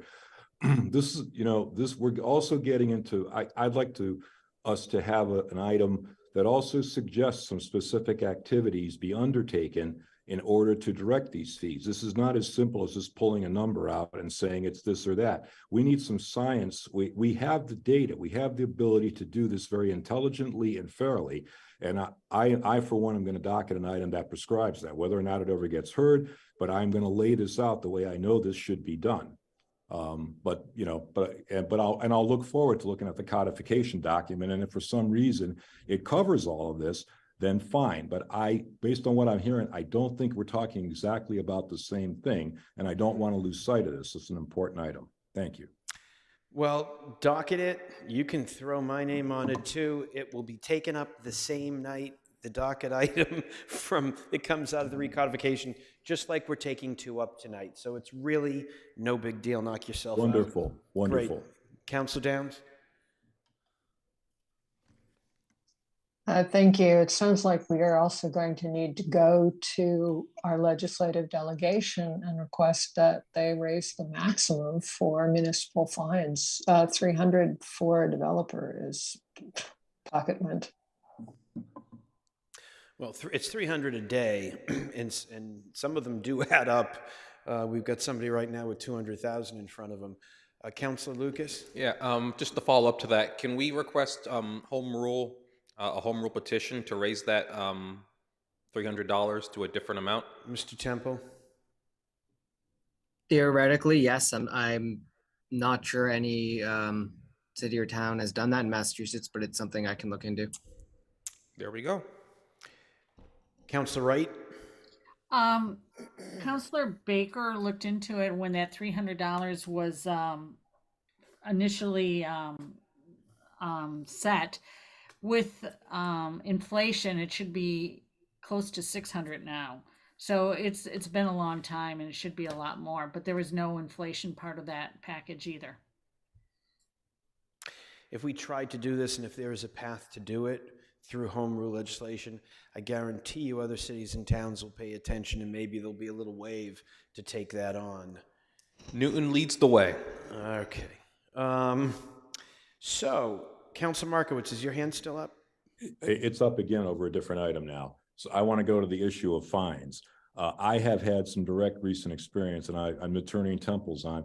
I don't believe we collect our fines. And I understand there's got to be some rationale behind that, because of course everything happens for a reason, but I don't get it. Particularly where we've got in some cases, some substantial fines, even beyond the money. We're not, back to the point on the landscaping enforcement thing. If we don't enforce this stuff, if it's a trivial tap on the hand for things that really are extraordinary and not proper, it's a bad signal to say. So I think there's another item out there to ask. Maybe this isn't an ordinance change, obviously, but a discussion to say, are we not collecting our fines? And if not, why? There's probably some legal reason for this, maybe, but I don't know. But I'd sure like to know that. This really is in front of us tonight, and we're getting off topic. But Mr. Temple, do we not collect fines? So it is probably a much larger conversation than we're able to have tonight. But I will say, just as a starting point, that the staff's goal with fines is compliance. We're not seeking to make money here, and our goal is to bring everyone into compliance with the zoning ordinance or any other local ordinance. And once, with the threat of fines, we get people into compliance, we're then not going to waste the additional staff time to go into district court and file a criminal complaint against somebody who's already in compliance. As a general rule, that's our approach. And often the amount of fines are used as a negotiation point in trying to find resolution, correct? Correct. Yes, okay, thank you. Councilor Laredo, how about a last word on this piece of it? I'd like to go to some of the So, others. Council Markowitz, would you like to join me in docketing an item on this? Absolute, Mo.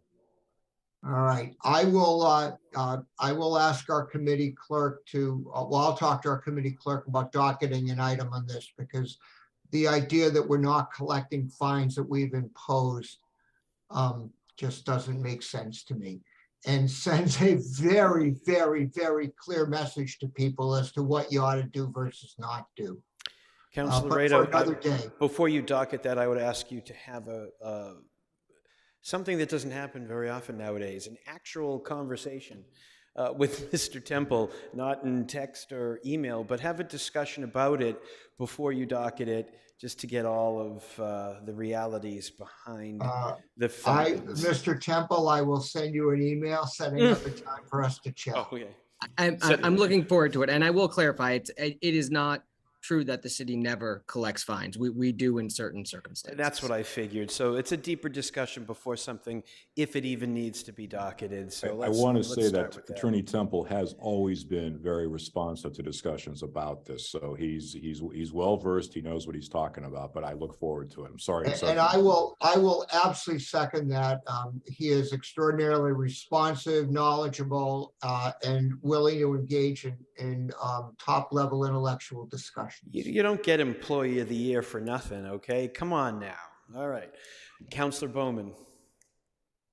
On the issue of collecting fines, I know that it probably feels like those fines are, are often charged to big bad developers, which I don't think people are big bad developers, but they also get charged to individual homeowners. We have homeowners who replace part of their fence and not realizing that they were supposed to get a fence permit and their fence is out of compliance, and it may take them 2 to 3 to 4 months to get it resolved between trying to figure out a new plan, get the fence company out there to get, if it needs to be approved by the UDC, they're looking, and those people, if they're collecting $300 a day for being out of compliance, that's worrisome. So I think rightly so, we sometimes pause or waive those fees, because we don't want to penalize residents who are trying to do the right thing. So. Thank you. Councilor Norton, please. Are you going to talk Just about very, fees? just very quickly, this is just, I think this is an important thing for us to discuss and have a policy on, not to have it be the discretion so much. Here it is, I'm thinking that our fines are actually driving behavior in some way, and if we're not even collecting them, and I don't know what we usually do or we usually don't, I don't even know what that means. I hear you from what Councilor Bowman said, we don't want to be unfair, but yeah, I would like to either join that conversation or join that docket item. And it's not about not trusting the staff or whatever, it's just a matter of elected officials should be weighing in on these things. That's I think a key responsibility. Thank you. Thank you. Councilor Laredo will call you and let you know what's going on with that. So we're not talking fees anymore, people. Ms. Wewell, can we please move on to other pieces? Okay, so we're kind of on the landscape one, and I think we heard from the committee around, I think a little more work is needed, some things to go back to the drawing board on. So are we okay to move on to, I think, the bulk of 3622? Yes. Okay. So this was broken out in a couple of parts. So there's several topics within this one discussion item. So each topic has a slide associated with it, similar to the ones you've seen so far. So the first one in the discussion item is bicycle storage. So currently there's no standard condition on bicycle storage. The practice of the planning department is to encourage bicycle storage, and that bicycle storage be secure and sheltered in early stages of a project.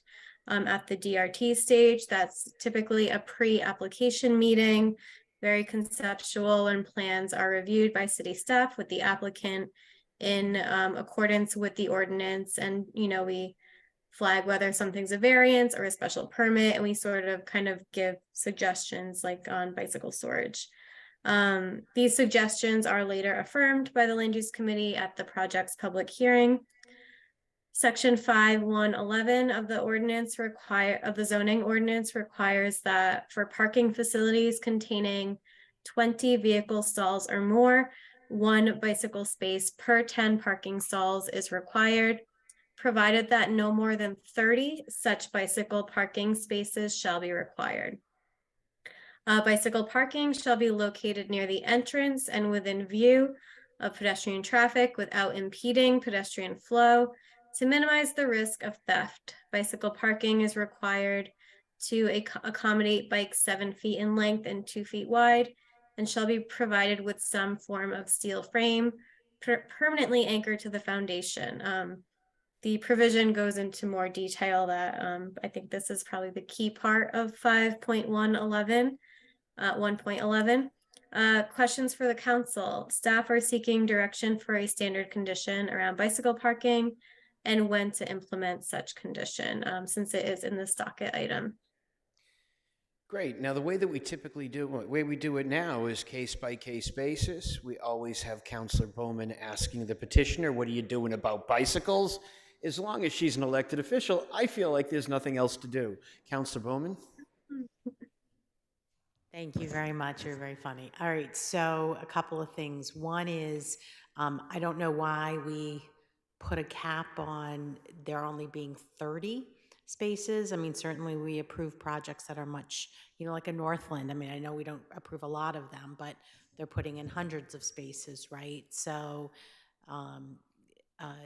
I would say that, we might want to think about an upper end, not having an upper end on that. Yeah, and once again, this is guidance that is there for 99% of what we do. That's going to make it. Right. We do in Northland, which, there aren't many of those left in the city. We have the absolute ability to say, hey, you're doing 800 units. 30 is not going to make it. So we do have that flexibility. So to raise that number where most of what we do wouldn't rise to that level, I'm just thinking out loud. So the whole thing is, do we have the control over asking for more than that? And we do. Other thoughts on this? Anybody? Councilor Laredo? So I guess my first question, and this is for planning, is has there been any study or analysis of how well used these biking spaces are? In other words, we heard a lengthy presentation Monday night about the alleged over amount of too much parking. I'll describe it that way. Do we have any idea whether our bike parking is sufficient, too much, or not enough, to paraphrase Goldilocks? We have not done any studies around bicycle parking. I do think it's something, we want to encourage. So I do think it sort of is the inverse of the vehicle parking study, but no, there hasn't been a study. Well, I agree that we want to encourage it, but it does take up space and it costs money for a developer. And one of the things we heard the other night was how important it is to minimize the cost of the required cost for the developer so that they have more money to build housing. So if we have a bike that's 7 feet in length and 2 feet wide, how many parking spaces would that be, just to get a qualitative number? So 9 by 19 is the vehicle parking stall. So probably be about 2 lengthwise, I think. And well, there's something else to remember, everybody, is how the real estate works after it leaves us. We can put these standards in. If it's a condominium building, you have an association. And if it's an apartment building, you have management. And the people who live there, if they do not have enough bike storage, they will go to the association meeting and make it happen. They'll go to management. So, you know, I think that if we put something in that's reasonable, there's nothing for us to do after that. And the operation of that building, if there's more needed, is going to happen in some way. Well, I've but seen Counselor- buildings take space from storage from all different areas to redesign and add. I'm just letting people know how it works out there. Except that Chair Lipoff, we had such a lengthy discussion the other night about parking and whether or not to require parking and how much parking we should require. Should we require any parking at all?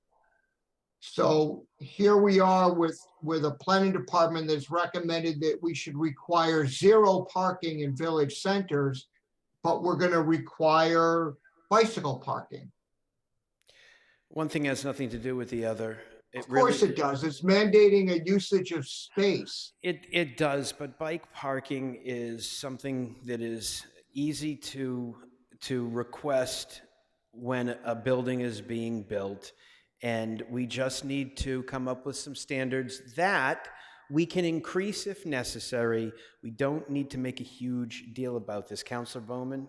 Well, Mr. Chair, again, I'm not advocating, don't get me wrong, I'm not advocating for no requirements of bike parking. Quite the contrary.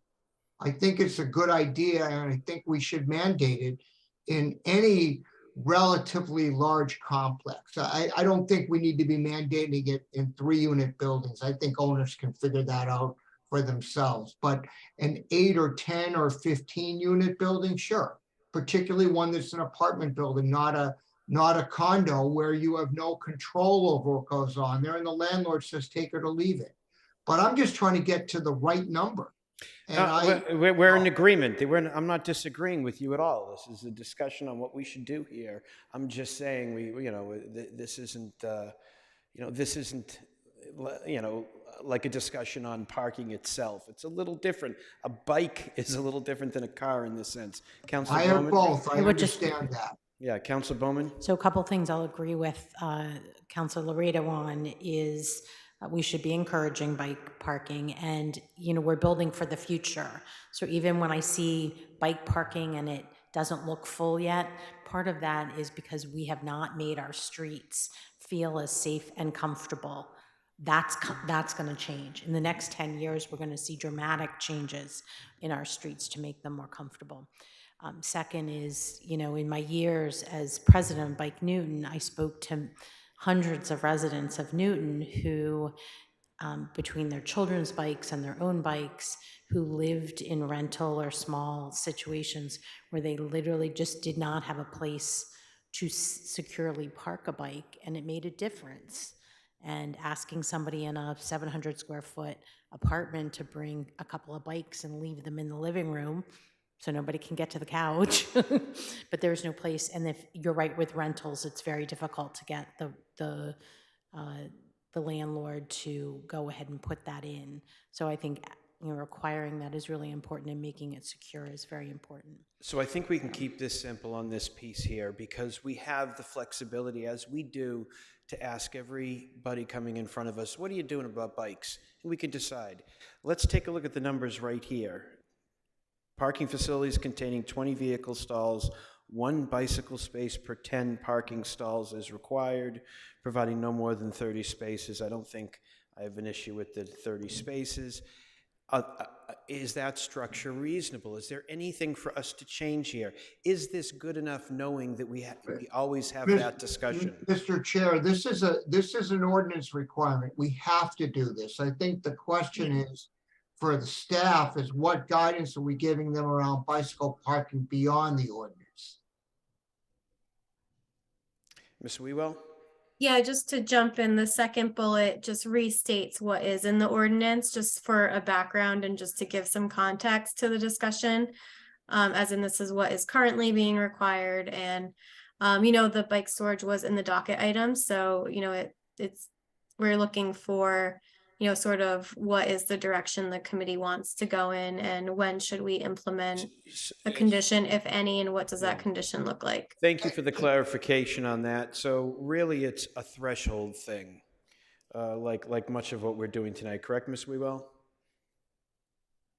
Yeah, and I think with this one specifically, it's the content of any condition, since it was the language of the docket item sort of implies that there could be a standard condition for bicycle storage. Whether is it secure and sheltered that we restate through the special permit, that's sort of the question we are asking.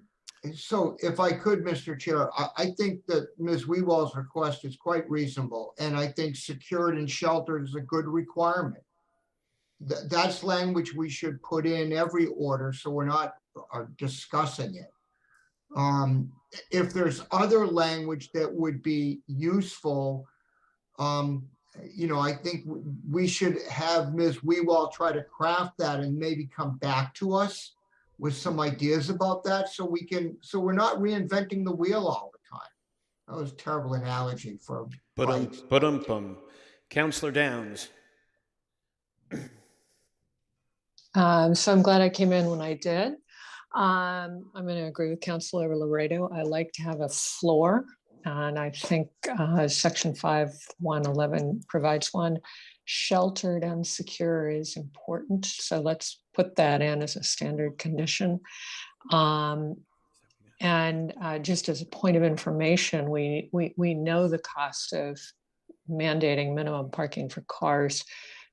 Nowhere in all the literature, and I read almost everything about that parking that I can find, is there any discussion about the cost of bicycle parking, or that it's a hindrance to any kind of development, housing or otherwise.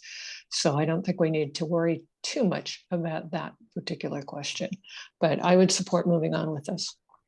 Great, thank you. Councillor Leary. Thank you, Mr. Chair. I'm not sure we have really the data to make a decision about how much bicycle parking that we need. I mean, this discussion is the first time I've really thought about that.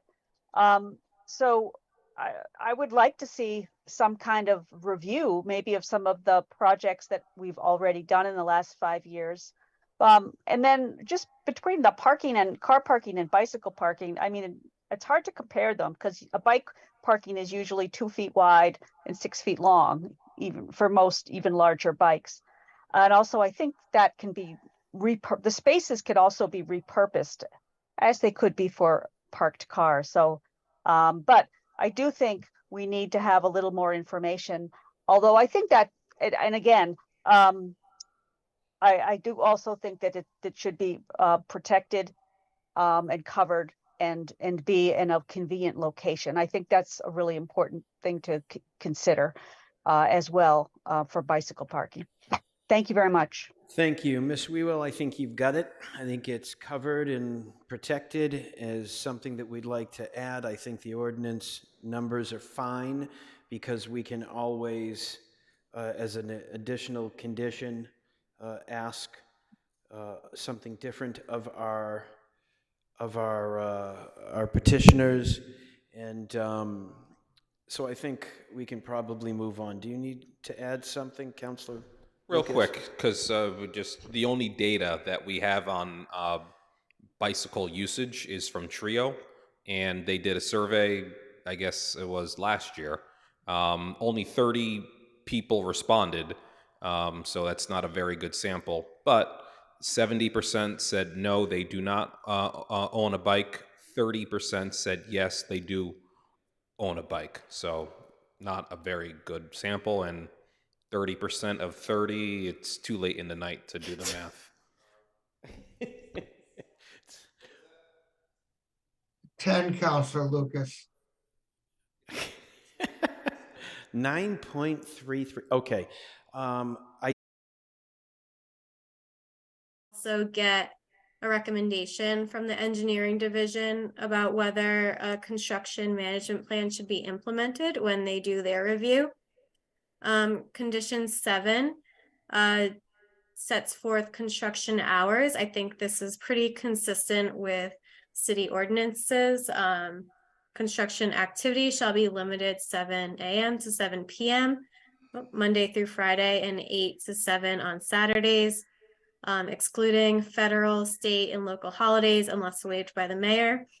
I do think this is sort of the max hours. The committee has conditioned this to end earlier. I think 4 or 5 has been tailored in these conditions. And then additional construction conditions 9, 10, and 11 petitioner shall be responsible for securing and paying police details that may be necessary for traffic during the construction process. Deliveries of construction materials shall not occur before 7 a.m. or after 5 p.m.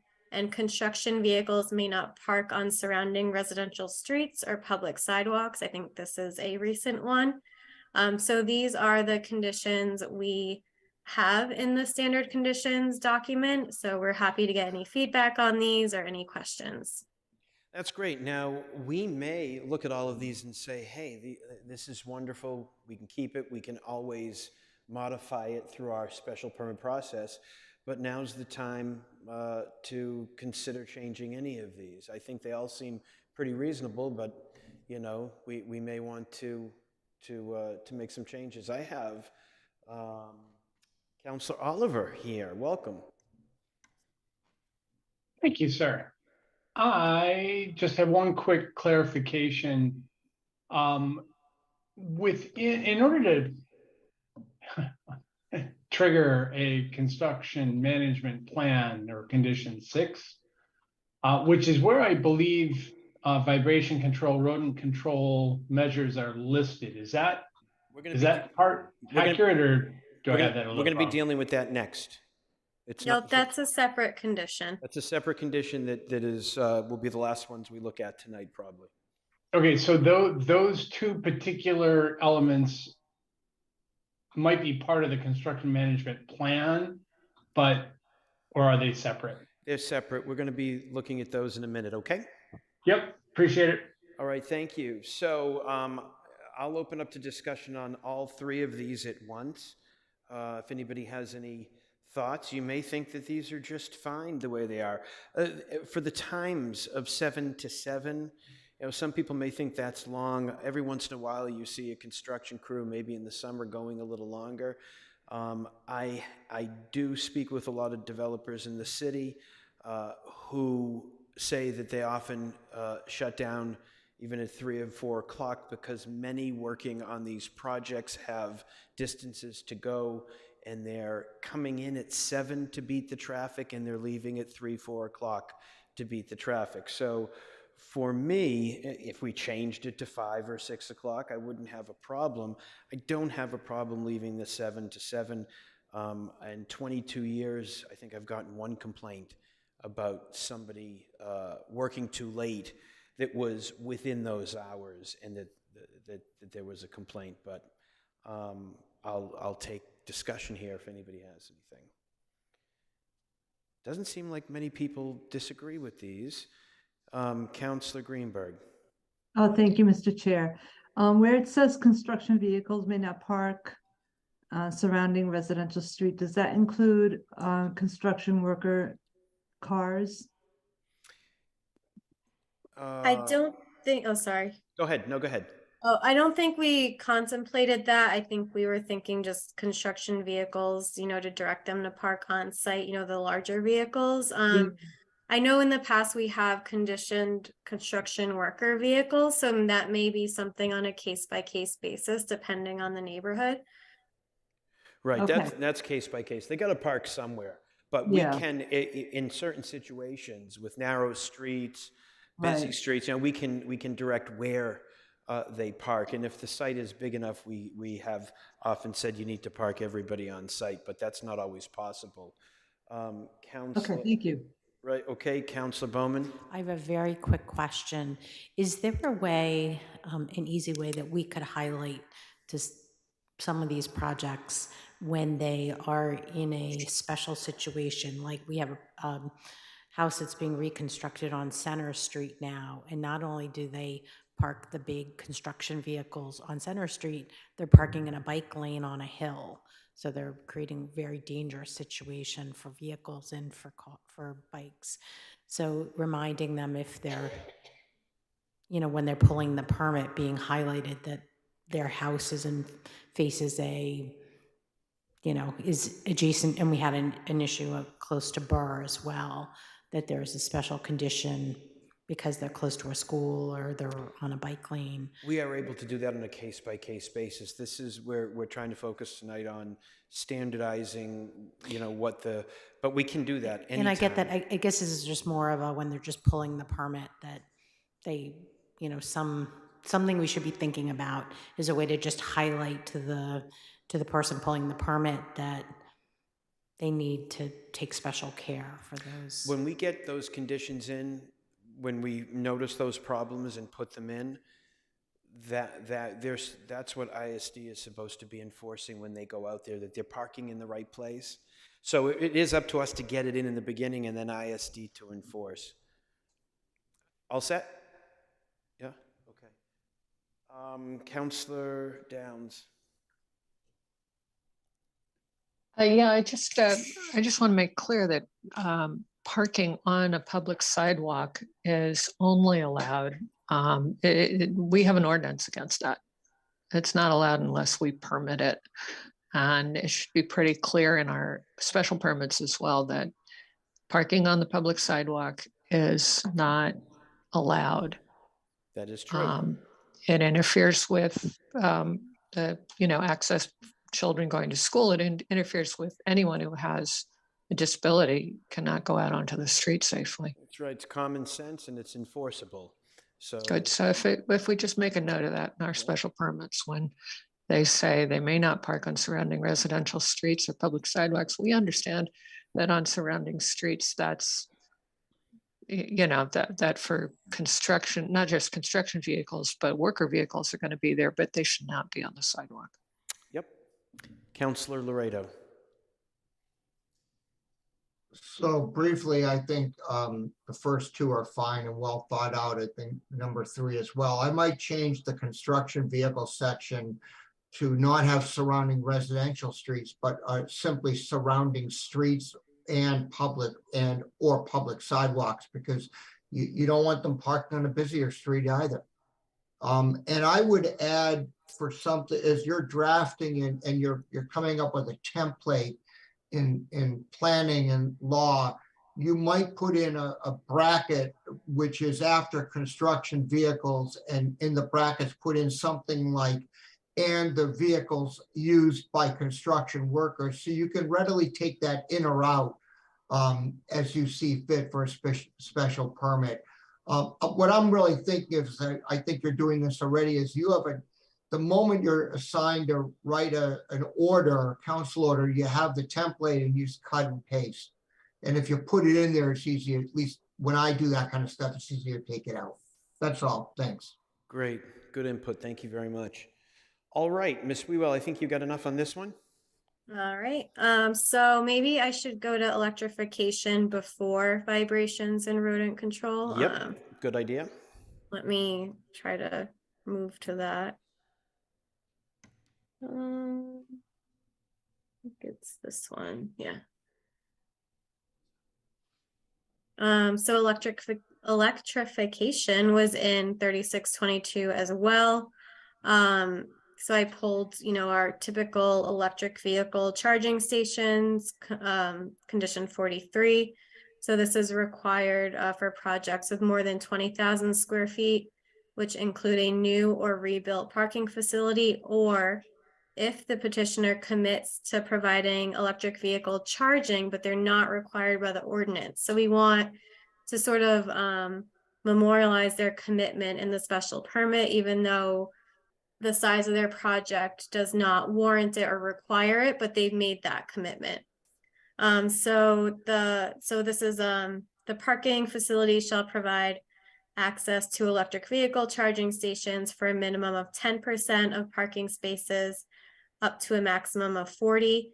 An additional 10% of parking spaces must be electric vehicle charging station ready, meaning the electrical systems and conduit are prepared to expand the number of charging stations as demand increases. And then there's been sort of an interest in seeing appliances and utilities all electric in some new construction.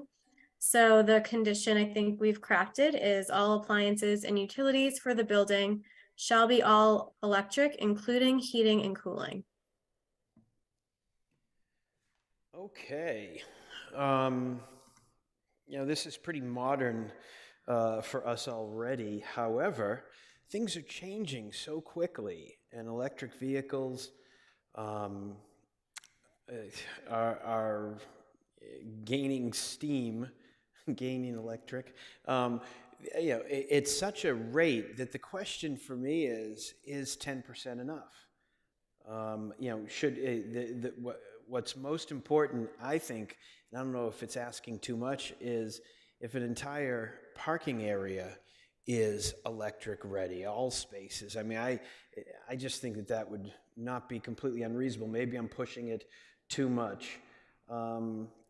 Councilor Greenberg. Oh, I'm sorry, Mr. Chair. I put my hand up by mistake. Okay, Councilor Norton. Thank you, Mr. Chair. That was the point I was going to make. I think this is terrific that we've gotten this far, but the state legislature passed a bill, I think last year, that no gas vehicles could be sold in the state after 2035. And arguably, we are approving projects that will be there for 50 or 100 years. So I would recommend that we make all of the spaces electric ready. And I tell you, as a EV owner for, I think going on 9 years, for most of that time, all I had was a regular plug, like you'd plug a toaster into. And so not everyone just needs the level 2. And so there's not going to be parking garages of, a level 2 charger, which is the big sort of charge point ones you'll see around town. Not every space is going to have that. Not every space is going to need that. You wouldn't want to waste the money on, more infrastructure than is necessary, but you're going to want something. So, so that would be my recommendation, was to make them all at least ready. That's right. And we've had that conduit talk already tonight, and it is true that when you're building from scratch, to put that conduit into a wall to have the potential of bringing electrification to every space, I don't think is a huge deal, but I'm open to other people's opinions. Councilor Bowman? I would suggest that there is an EV task force that has been doing work, specifically a lot of time spent with Northland, who has increased the number of vehicle chargers that they are going to be providing at their new site, but it's not 100%. The issue of conduit is different depending on whether you're talking about walls, like an interior versus an exterior. Certainly for exterior, it's a lot more expensive to come back and add chargers later, because you have to, I don't know what the word is, channel into the concrete or into the asphalt. I was just going to say that the new stretch code for the first time lays out requirements for charging, and with no maximum, but it's 10% EV ready for commercial, what are considered commercial spaces, which something 20,000 square feet or more, whether it's a residential use or commercial, would be considered commercial. So we probably should remove the 40 spaces and just say 10% and 10%, and let the committee come back with further recommendations. It's probably higher than 10 and 10, but it's not 100%. Thank you. That sounds like wisdom right there. Councilor Markowitz. Oh, excuse me, Councilor, Mr. Temple, you have your hand up? Yeah, I did just want to chime in and say that this is the language from our ordinance, so kind of similar to the bike parking. We don't really have the ability to change this. That would be a zoning amendment at this point. I'm not sure we're looking, and Katie, you can chime in. I'm not sure we're looking for changes to this actual condition language right now. Okay. Is that Yeah, right?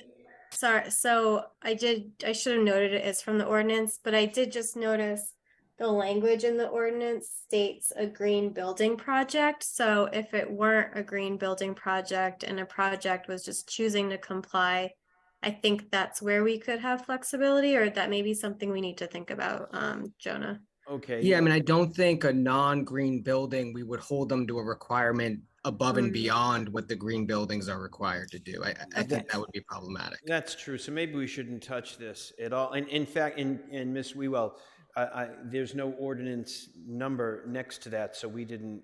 Sorry. We weren't triggered to think it was an ordinance. But thank you for pointing that out, Mr. Temple. So there's really no changing that.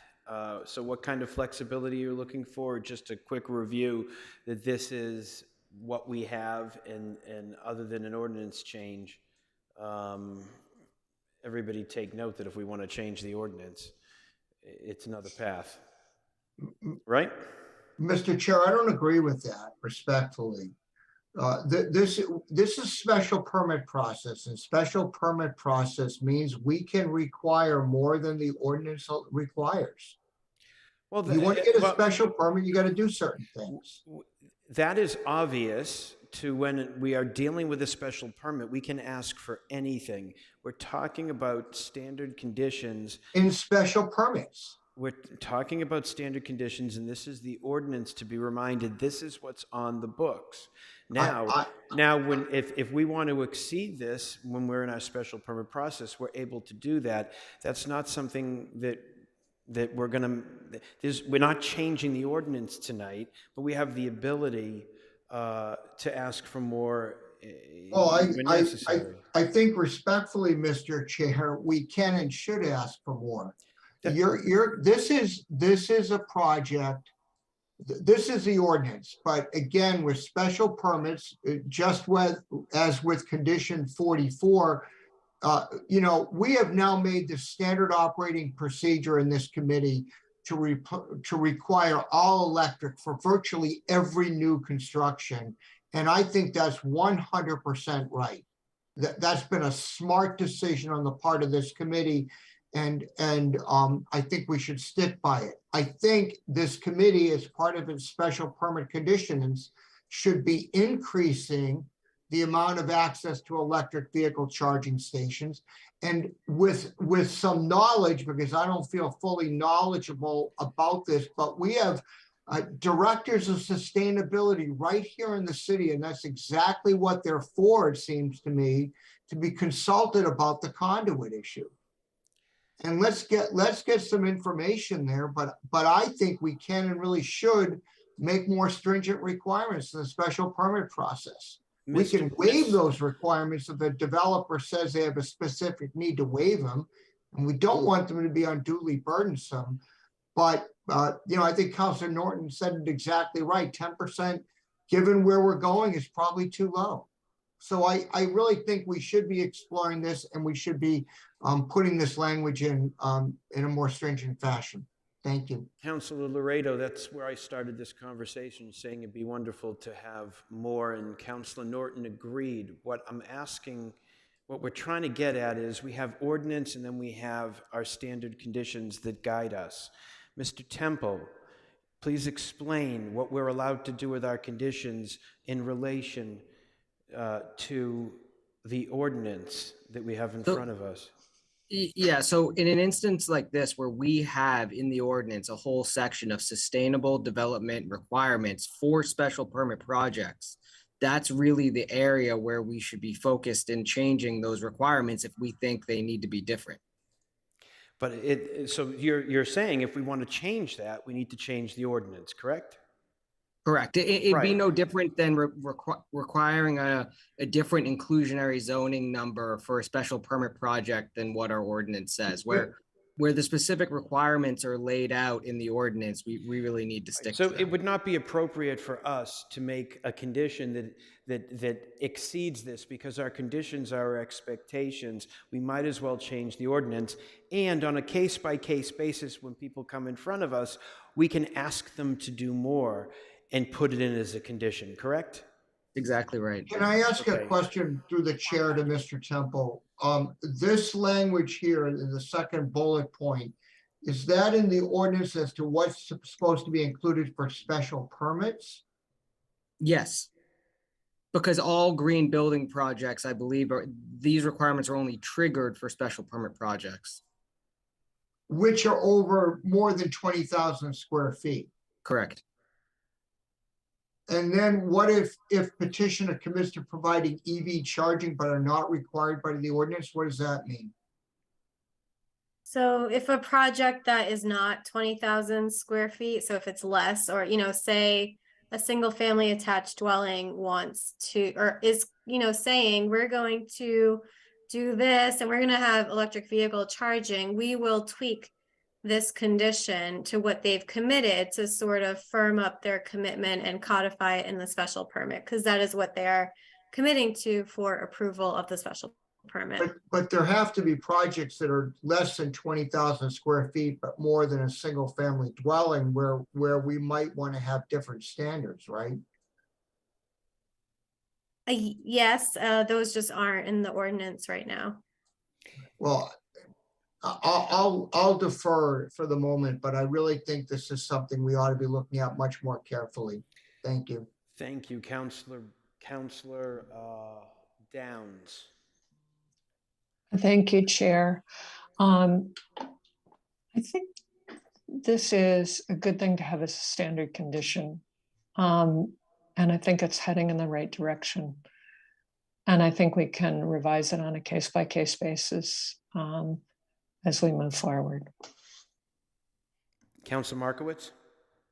Thank you, Chair. Yeah, I agree. Notwithstanding Attorney Temple's advice, I would align myself with the other committee members who would like to see as much conduit as possible. I think 100% is not unreasonable. And on the other, as far as actual hard wiring ready to go, I'd like to see that number go up too, if it's possible. It just seems to make sense given what's been said about, we're asking for electrification and new construction, and we've even considered it, in substantials and even beyond that in cases. So I think it just makes sense to move in that direction as much as we possibly can. And if it means we have to, modify an ordinance or adjust an ordinance, I think that doesn't sound like the biggest lift in the world, I hope, unless there's some other legal tendon to it. But again, I would support that. Thanks. Thank you. I think we're all in agreement in that. It's just the right vehicle to do it is not what we're doing tonight because it's in the ordinance. Councilor Bowman, last word on this? I'm just going to, I forgot to tell you that we actually have a docket item already before ZAP that was heard back in the fall where we discussed updating the standards, and two things held us up. One is we wanted to talk to more commercial businesses. And again, there's an EV task force of residents and city staff that are looking at issues like this. And the second is we were waiting for the finalized stretch code to come out and understand what those standards were. So excellent, thank this you. will be getting updated in the next 5 to 6 months. Fantastic. All right. So let's move on. I think you've got enough guidance there. We can move on to vibration, good vibrations, and bad rodents. Okay, let's start. Oh, that's vibrations. Yep. So this is a newer condition, and as Attorney Temple and I have seen projects go through sort of their life cycle and, what is required at building permit and what, isn't. So we've come up with 2 different conditions for vibration control. So condition 14 is 1 to 49 units as determined, requested by the committee, or where significant excavation is to occur and includes the presence of rock and ledge. And sort of the main tweak to this condition is that we still require pre and post construction surveys, but the mitigation fund has been taken out for 1 to 49 units. Condition 15 for 50 units or more. Same sort of threshold with that, explanatory note. It requires pre and post construction surveys, yes. And it also requires the mitigation fund. Some other sort of solutions we talked about last time was perhaps to have a sliding scale of a fund, if, there is still a fund on all projects that require excavation and the vibration control is, wants to be included. So that is where we are with the vibration control condition. Excellent. I like what you've presented here. I know that there are people that may say, well, 30, 40, where's that appropriate place to ask for a mitigation fund? It is a problem when somebody's doing 4, 5, 6 units and people are looking for a mitigation fund that is unreasonable to the economics of the situation. I like what I'm looking at here. President Albright. Thank you. I like this as well, but I have a question to you about what do you do in the 1 to 49 unit bracket if they do a post-construction survey and find that they've done damage to the neighbors' homes? How do they get, what's the legal process? Maybe Mr. Temple has an answer for that. Mr. Temple? Yeah, well, I mean, the absolute hope would be is that the developer then reimburses the homeowner, and if not, the homeowner has the pre and post construction survey in hand, and they can take legal action to recover it. But we certainly would hope that developers will take the initiative on their own. So are you feeling? 49 units is a relatively good sized project. I think the Austin Street project was 48 units. 60 units? 60 something, yeah. But 49 units feels like a relatively large project. Do you think perhaps that threshold could be lowered, like 1 to 30 units? It could be. It certainly could, and we internally went back and forth on that number. It is ultimately somewhat arbitrary. If 30, I think, felt small to us. I mean, maybe it's something in between 30 and 50. And then I think the other piece of it is, it also has a lot to do with the conditions on the ground. I mean, if there's an indicator that vibration is going to be an issue, then we certainly can add the full condition to a 30 unit project or even a 15 unit project. Once again, this is setting expectations and for the most part, standard conditions that we don't have to deal with every time. But we had a development that they were not putting basements in. There's really no reason to do a vibration. There may be other times where we have a 25 unit that's doing a lot of blasting, and we say, this definitely needs a mitigation fund. Just because we have in our conditions that this structure doesn't mean in that situation we can't add that. Just to keep reminding everybody. I would, if you were going to show this chart to anybody besides this committee, I would rather you have an asterisk on the no that says, depending on conditions, a mitigation fund may be required. Because, but the other issue is that there's a lot about the soil conditions that this committee doesn't know. We know if it's ledge and it's obvious and you can see it, but you don't know what's under the ground. And you may have an impact that you're just not aware of it. That is true. That is true. I think, President Albright, that's absolutely the point. This is very much one where it's case by case basis. What's on the screen is just a very general starting position. Yeah, and nobody can hold us to this. This is our standard language for while we're dealing with special permits. This is not law. It is not codified. It is not ordinance. Okay, as long as you guys as a committee know that there may be instances where a mitigation fund is required. Yep, absolutely. Okay. Absolutely. Councillor Oliver. Thank you, Chair. So I find it interesting that we're basing this on the number of units. I kind of get that that's kind of tied to financials as well, but it just seems to me that the hope is that the developer is going to do the right thing. Is just I think we're putting the emphasis on the wrong syllable, so to speak. I think this and rodent controls, understanding the context of everything I just heard in terms of, yes, this is guidance. Yes, we can make modifications on a case by case basis. I think that's where I would have to fall down on these, because it's more important to me that the neighbors are protected than the developer from a financial perspective when they do cause harm, like President Albright just kind of called out as an option, or as a possible scenario, I should say. It's just interesting to me that, I mean, 49 units, that's a really big project, frankly. But I guess, you know, with the caveat of, yeah, we can change this.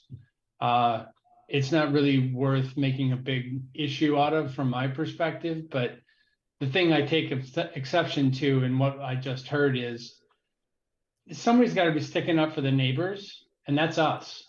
And that's what these things are supposed to be for, in my opinion, not the developer. But that's my 10 cents. Thanks. I hear what you're saying, Councillor Oliver, and we're always looking out for the neighbors as well. We are doing business in the city, and it also needs to be reasonable. Once again, these numbers don't scare me. I really, in the end, don't care where they end up because we have the flexibility of doing what we want. But I think if we can come to a reasonable number, what we're trying to do is standardize conditions that for the most part are going to fit into place.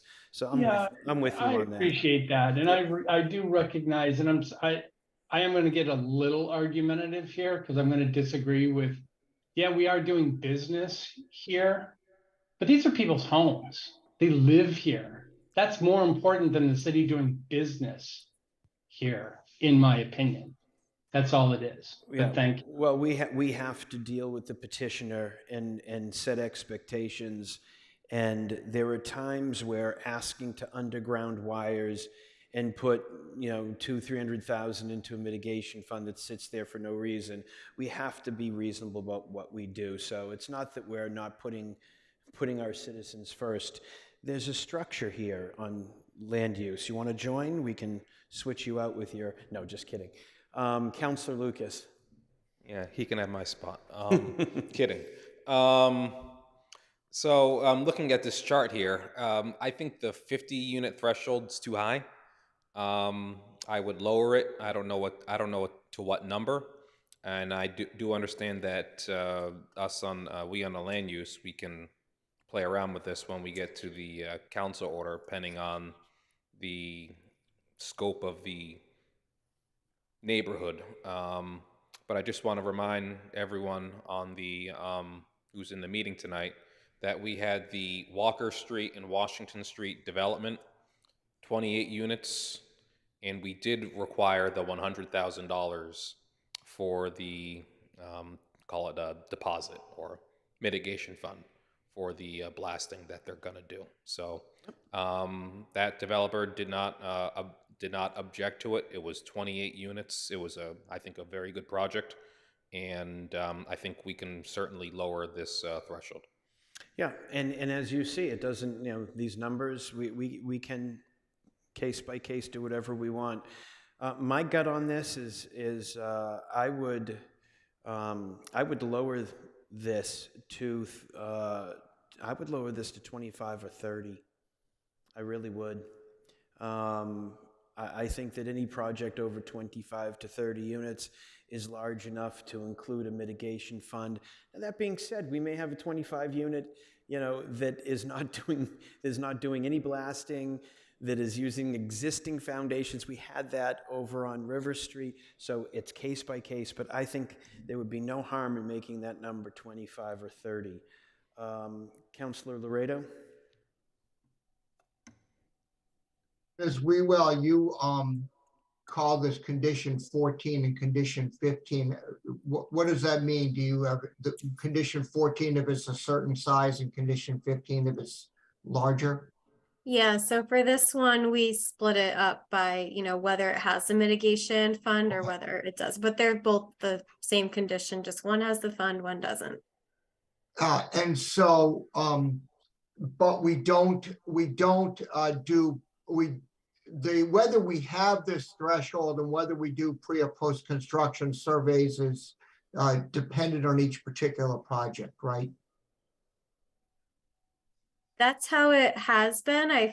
Though I think, you know, we've given some thought to when these should be, implemented. I just would like to raise, we did have one project at 34 units that had or said they had a really hard time with the mitigation fund prior to the issuance of a demolition permit, which is how it is required. So I think that also went into the thought of, where the threshold should be, but I do think it can be changed. I can tell you that a developer, by definition, is always going to complain about having to contribute anything to any fund for any reason whatsoever. That's just, that's economic capitalism 101, and that's fine. That's their role. But I would suggest that as you draft this, as you think about this as a template, that we not put units in there as a cutoff, but rather that we have the condition. If we're going to have the condition, we are going to do a pre or post construction survey regardless, and then we decide on a case by case basis whether or not we need a mitigation fund. And I think that would be influenced by the type of project involved. And that way we're not setting finite rules, but you're alerting us to the issue, and you can come to us with a recommendation as to what you think on each one, and we can deal with it, I think, efficiently. I hope that helps, and Mr. Chair, I hope that yeah, well, that's kind of the way we, some guidance. yeah, it's kind of the way we do it now. This condition's in front of us because people have asked, well, not necessarily to change it, but to review it. So I guess maybe we review it and potentially make no change. I have no problem putting in some recommendations, some expectations. It's not law, but it's expectations. And that's why I think lowering the threshold keeps our guidance more realistic. If we want to lay this out, if we want to do nothing and do it case by case like we've been doing it, that's fine with me. I would agree with the guidance, and I'd agree to lowering it to 25. I just think it's important that as we go through a council order, this is going to be something where there's an ability for us to just have a discussion about it very quickly. That's all. Oh, absolutely. I mean, regardless of what our conditions are, standard conditions, they're standard, but we so often change them, and we'll have the ability to do that. Okay. Thank you. Yep. Councilor Greenberg. Oh, thank you, Mr. Chair. I agree that we should either not have the number of units or lower the number of units and do it on a case-by-case basis, as you have stated. I'm just curious, will we know when these projects come before us if there will be significant excavation and if there will be rock and ledge as we review the project? Or is that something that planning will review ahead of time and then make their recommendations? Ms. Wewell? I think we typically look to the presence of, a basement that they're digging out or something. I don't think it's typically included. Sometimes it's included on a survey if there is rock or ledge, but we don't see that a lot. It's been more of, I think, historic sort of knowledge of the area, or if engineering flags it in their memo. But that's not really something we receive in a straightforward manner from the applicant as to the presence of rock or ledge. It's been more historical knowledge or other departments raising it for us. Thank you. So it may be that a project comes before us that would need these surveys and funds, but we don't know because we don't know that there's rock and ledge. You bring up a good point in that, and that I don't know how we can do a better job at finding that knowledge. We often know the parts of the city, the bigger ones. The Dudley Road, 15 acres, is full of stone. And we often know, we ask, will there be blasting? Often they say there will be, or maybe they're not completely truthful, or maybe they don't know yet till they go down. So that's why if we have some conditions here that says, look, over 25 units, it doesn't matter whether we know or not, we're expecting a mitigation fund. And I think that's wise to protect the neighborhood, to protect the abutters. when a project of that size happens. So I think that's where these standard conditions are important for us to keep something here, because I think over a number of units, regardless of whether there's blasting, they're putting in multiple foundations. That can cause vibrations on its own, regardless of blasting. So, you know, I'm for putting something in here. Okay, and then one other question, Ms. Wewell, the surveys that are done, are those done independently or by the developer? The developer, oh, the pre and post construction surveys? Right. I believe they are done by the developer. I think Attorney Temple, can you confirm that? That's correct. Mhm. And as to the vibration plan and implementation of that plan, we rely on their professional certifications, and they have to provide documentation on those fronts. Do you think it would be prudent to have an independent entity do those surveys to protect the neighborhood rather than have the developer do it? I think the entity, I mean, the entity is contracted by the developer, but I'm not sure. You know, I think they are supposed to be independent, but Jonah, maybe you can help. Yeah, I don't have the language in front of me, but it's not the developer itself doing it. They are hiring somebody to do it. I mean, by truly independent, that would be somebody that the city hires, I guess. I would not recommend going down that road, and I don't think it would make a significant difference. Okay, I just had some residents bring that up to me during a project that was completed here in Newton Corner. And they thought it would have been helpful if the surveys were done by independent groups rather than the developer hiring them. But if you're comfortable with them, with that process, then I'm not sure. I'll have to think about that. Thank you. Thank you, Councilor Maliki. I'm going to let you wrap this one up. It's 10:15, and we want to get to road and control after this, which shouldn't be, I don't think, too complicated. Councilor Maliki?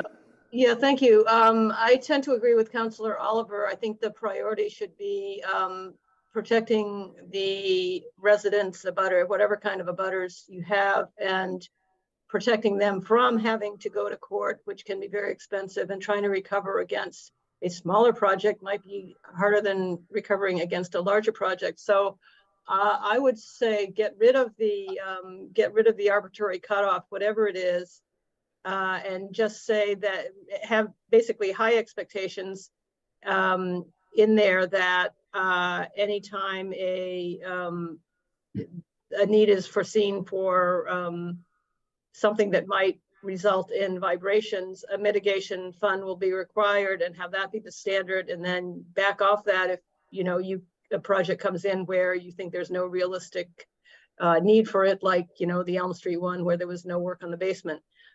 So rather than setting low expectations and trying to add it on after the fact. And also I'm wondering if there's some way to cover the eventuality or note it in the standard language here that should a need to blast arise unforeseen in the middle of a project, at that time there would need to be a mitigation fund put in place and pre construction or pre-blasting inspection done. Thank you. Gotcha. If you have blasting for a single family home, we are not going to ask for a mitigation fund even though they're blasting. So that's where the number of units do come into play. But I think we've given planning and law enough to go by here to come back to us with something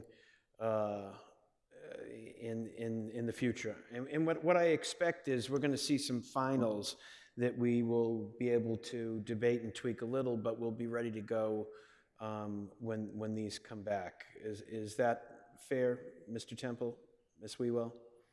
Yep. Okay. Yeah. Let's go to road and control. Okay, so this is a pretty lengthy condition in addition to the vibration control. So similarly, so I think last time that this was before the committee and counselors attending the meeting expressed an interest in having different thresholds of the condition and which sub-conditions apply based on, feedback that the planning department relayed to the committee. And, the full condition was being implemented on single family homes as that was the directive. But then, once we had the discussion with the committee, I think we were given the guidance that maybe that didn't make the most sense. So we have condition 5A through C. So that sort of corresponds with these separate subsections. So the first three are applicable for a single family, two family, less than 50 units and tear downs. And then the full condition is applied to 50 units or more. So the components that are required, that are placed upon the sort of smaller projects is hiring the pest control operator to assess and implement a remediation action plan. The copy of the report is to be submitted to inspectional services prior to the issuance of any demo or building permit. The pest control operator shall implement the approved remediation plan, monitor the site, and take whatever action the operator deems necessary to control pests, infestation, and migration. So that is for, single, two, and less than 50 units, as well as, in general tear downs. And let's see. So the next two subsections are sort of more intense sort of subconditions that require prior to CO, the pest control operator shall file a report with the city summarizing the methods used, whether offsite migration occurred, the frequency and dates of service, and a post-construction assessment of the site and the neighborhood. And then lastly, in the event any construction activity causes migration, the petitioner shall offer and provide rodent abatement services on an as-needed basis for direct abutters and abutters to direct abutters, subject to owner authorization of such properties and a waiver of liability. Great. I think that this has complete connection to the amount of earth being moved. And I think that what we have here is fantastic, except I would change the unit number to 20. That's how I feel. President Albright? You took the words right out of my mouth. I like 20. 20 is the even lower than that I would go, but certainly not higher than 20. Thank you. And remember, in special cases, in every case, we can change it. But I think a project of 20 units is moving enough earth that we should go full boat on the rodent control. Anybody else in here? Okay. Councilor Norton. I've docketed a separate item on this, but I would just propose for your consideration that we limit one specific type of rodent control. There's a whole mess of ways to control rats, and just one of them has entailed the deaths of hundreds of raptors, owls, hawks, etc. across Massachusetts, including one dying, a bald eagle dying right now in Arlington. It's really horrible, slow, painful death. It's called second generation anticoagulants. And basically the rat eats it, doesn't die right away, so then it eats some more. And so by the time it dies, it's eaten so much that it's ingested enough poison to also kill the bird that eats the rat. So by this particular poison killing birds that eat rats, we actually entail fewer rats being killed because it's killing the birds that eat them. So I would propose that we mark out that particular type of rat poison as not for use, certainly by the city or city contractors, but also in projects. Appreciate that. I saw that on the news last night, the bald eagle, right? Yeah. Yeah, it's awful. It is awful. Yeah, that's terrible. Populations are just recovering. Right. So we don't get into that kind of detail here, but Ms. Wewell, you can let Councilor Norton know, or if you've already done it, in the right lane to change that with ISD or wherever. We're all behind you on that. Okay. Great. Thanks. Yep. Okay. Anybody else have any ideas? I think right now 20 seems to be a good number, at least for two of us. Anybody else have anything to say? I would like to ask Miss Wewell, did you add that rat in the lower right-hand corner? It's adorable. I did. I added some pictures to all of them. I just want to make it more fun. That's very good. Thank you very much. We all appreciate that. All right. Anything else on this? Oh, Councillor Greenberg, is your hand still up, or do you need that? No.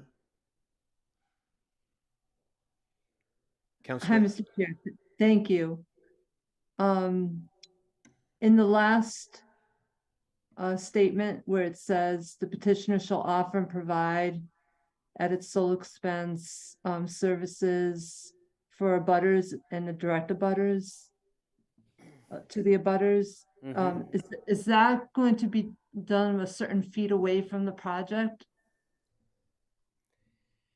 So I think the intent is direct abutters and then abutters to those direct abutters, but I don't think that brings distance into the mix as long as it's an abutter to your or the property's direct abutter. That's correct. Okay, so if they find rodents on their property and they do the abutters need to show that they're there because of the project in order to get mitigation for that? How does that work?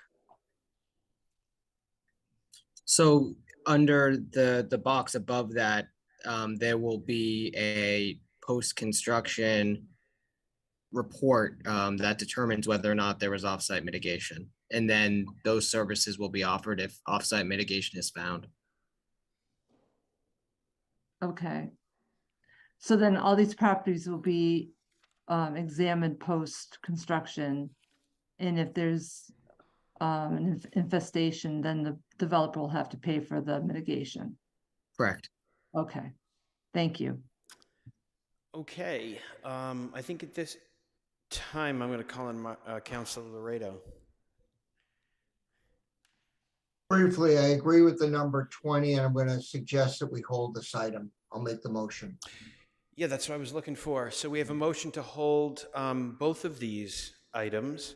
Can we take them at once? By Councilor Laredo. All in favor say aye.